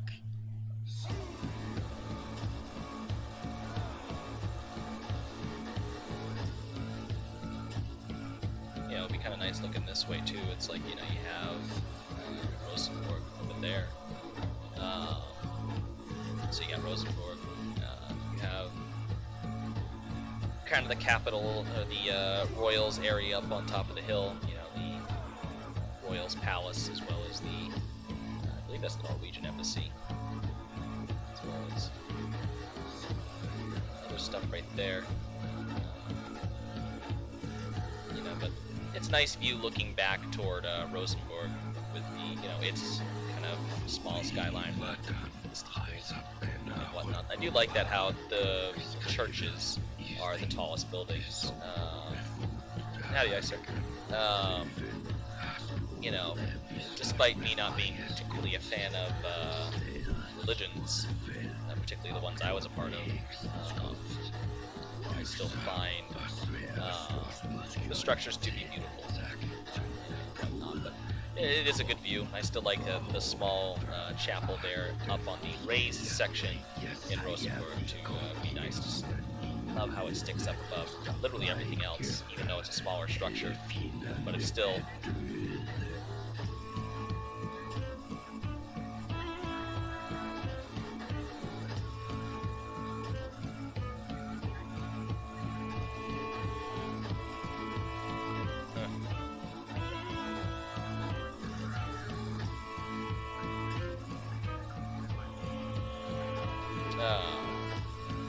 but it's just very nice. Then you have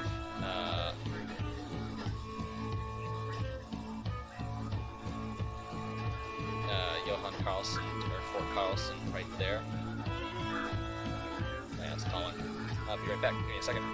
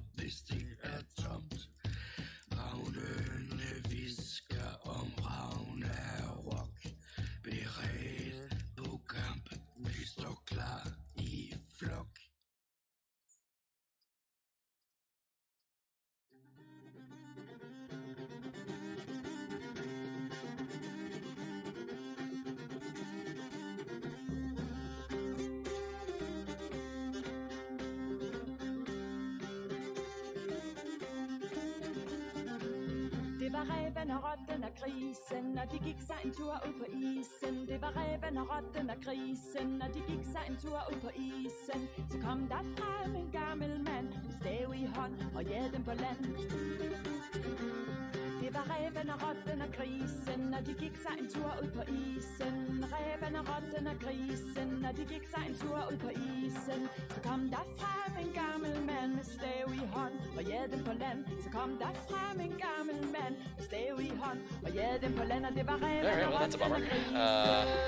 We're supposed to be going over for burgers and stuff. We're originally supposed to have fish tonight, but I opened my loud mouth and told my aunt, you know, if we couldn't find any fish, let me know, I'll do stuff on the grill. And she's like, oh yeah, we'll do stuff on the grill, it's nice out, we can do fish tomorrow. I'm like, okay, I kind of want to fish tonight, but yeah, whatever, we'll grill. And now they're like, my uncle needs a service dog, because he really needs it. It's going through the VA on this one and stuff like that, but he can really use the service dog to help and whatnot, but now, they got him a dog, and it was way too hyper for what he needed. Way too hyper. But they didn't work out, so they brought that dog back. He got very discouraged. He wasn't going to do the program and stuff like that. But now they found him a really calm dog. His caseworker wants him to give it another try. Like a very calm, quiet, kind of just very gentle dog. So they're gonna have that try with Petwood 234, which is like 40 minutes north. They were 40-50 minutes north of here. And they said they weren't sure what time they're gonna be back. And I'm like, very hungry. I can have a whole lot here. I can have a bowl of cereal, but you know. But so I could probably hang around for a few more minutes, but I was gonna go and get that DEMS sorted out, press my voice up, you know, use the restroom and whatever. But yeah, like, you know, just give you just a quick look around. Fort Carlson, Rosenberg back there. Gotta finish up that area some and do more textures along the river. Figure out this area around the train station some. Probably just do some more houses, maybe not as tall buildings. Got to put a lot of trees up in here. This is the Royals, Royal Hill, I guess. I don't know how to say that in Norwegian, but this is where the Royals Palace is, as denoted by the fence. There's Centrum Lufthafen, or downtown airport, right over there. That's Trondheim downtown airport, or Trondheim Centrum Lufthafen. Ooh, a nice Chevelle just went by my house, nice. There's a dam right there for hydroelectric power. And then looking back off there, there's Interstate 13. And then back there is the Marienburg shopping center. And then Marienburg, and then scrolling back around to look at Trondheim, central town, as well as the capital complex, which is right in this area. All from the Øya and Singsaker neighborhood, which actually, so Singsaker would be over there. So Singsaker's on the other side of Royal Hill, so that's Rosenborg over here, and then Singsaker is back up over here, and that mostly extends over to about here, and then Øya starts up here and kind of hugs the river. Mostly divided by the avenue.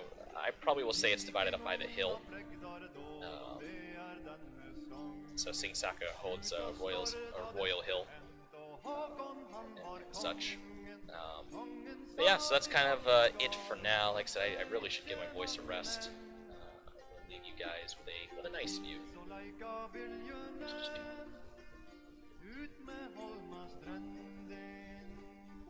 Do morning.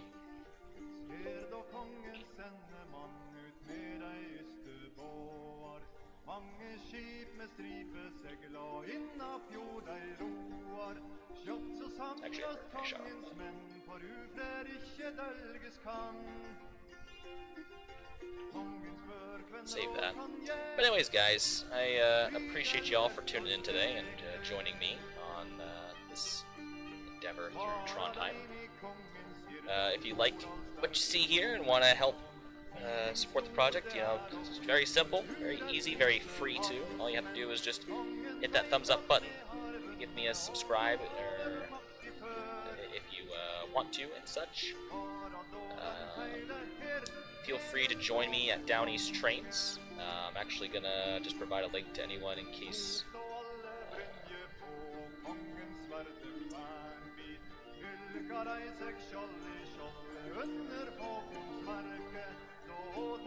this will be good for about 50 uses, because I doubt I'll get anything more than that.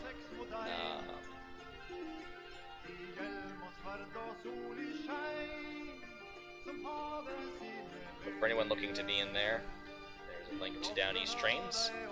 I will put that in the description as well of the video, so if you want to join me over at Down East Trains, you're more than welcome to. So on and so forth. But anyways, guys, like I said, thanks for watching, and yeah, I will talk to you all in the next one, so take it easy.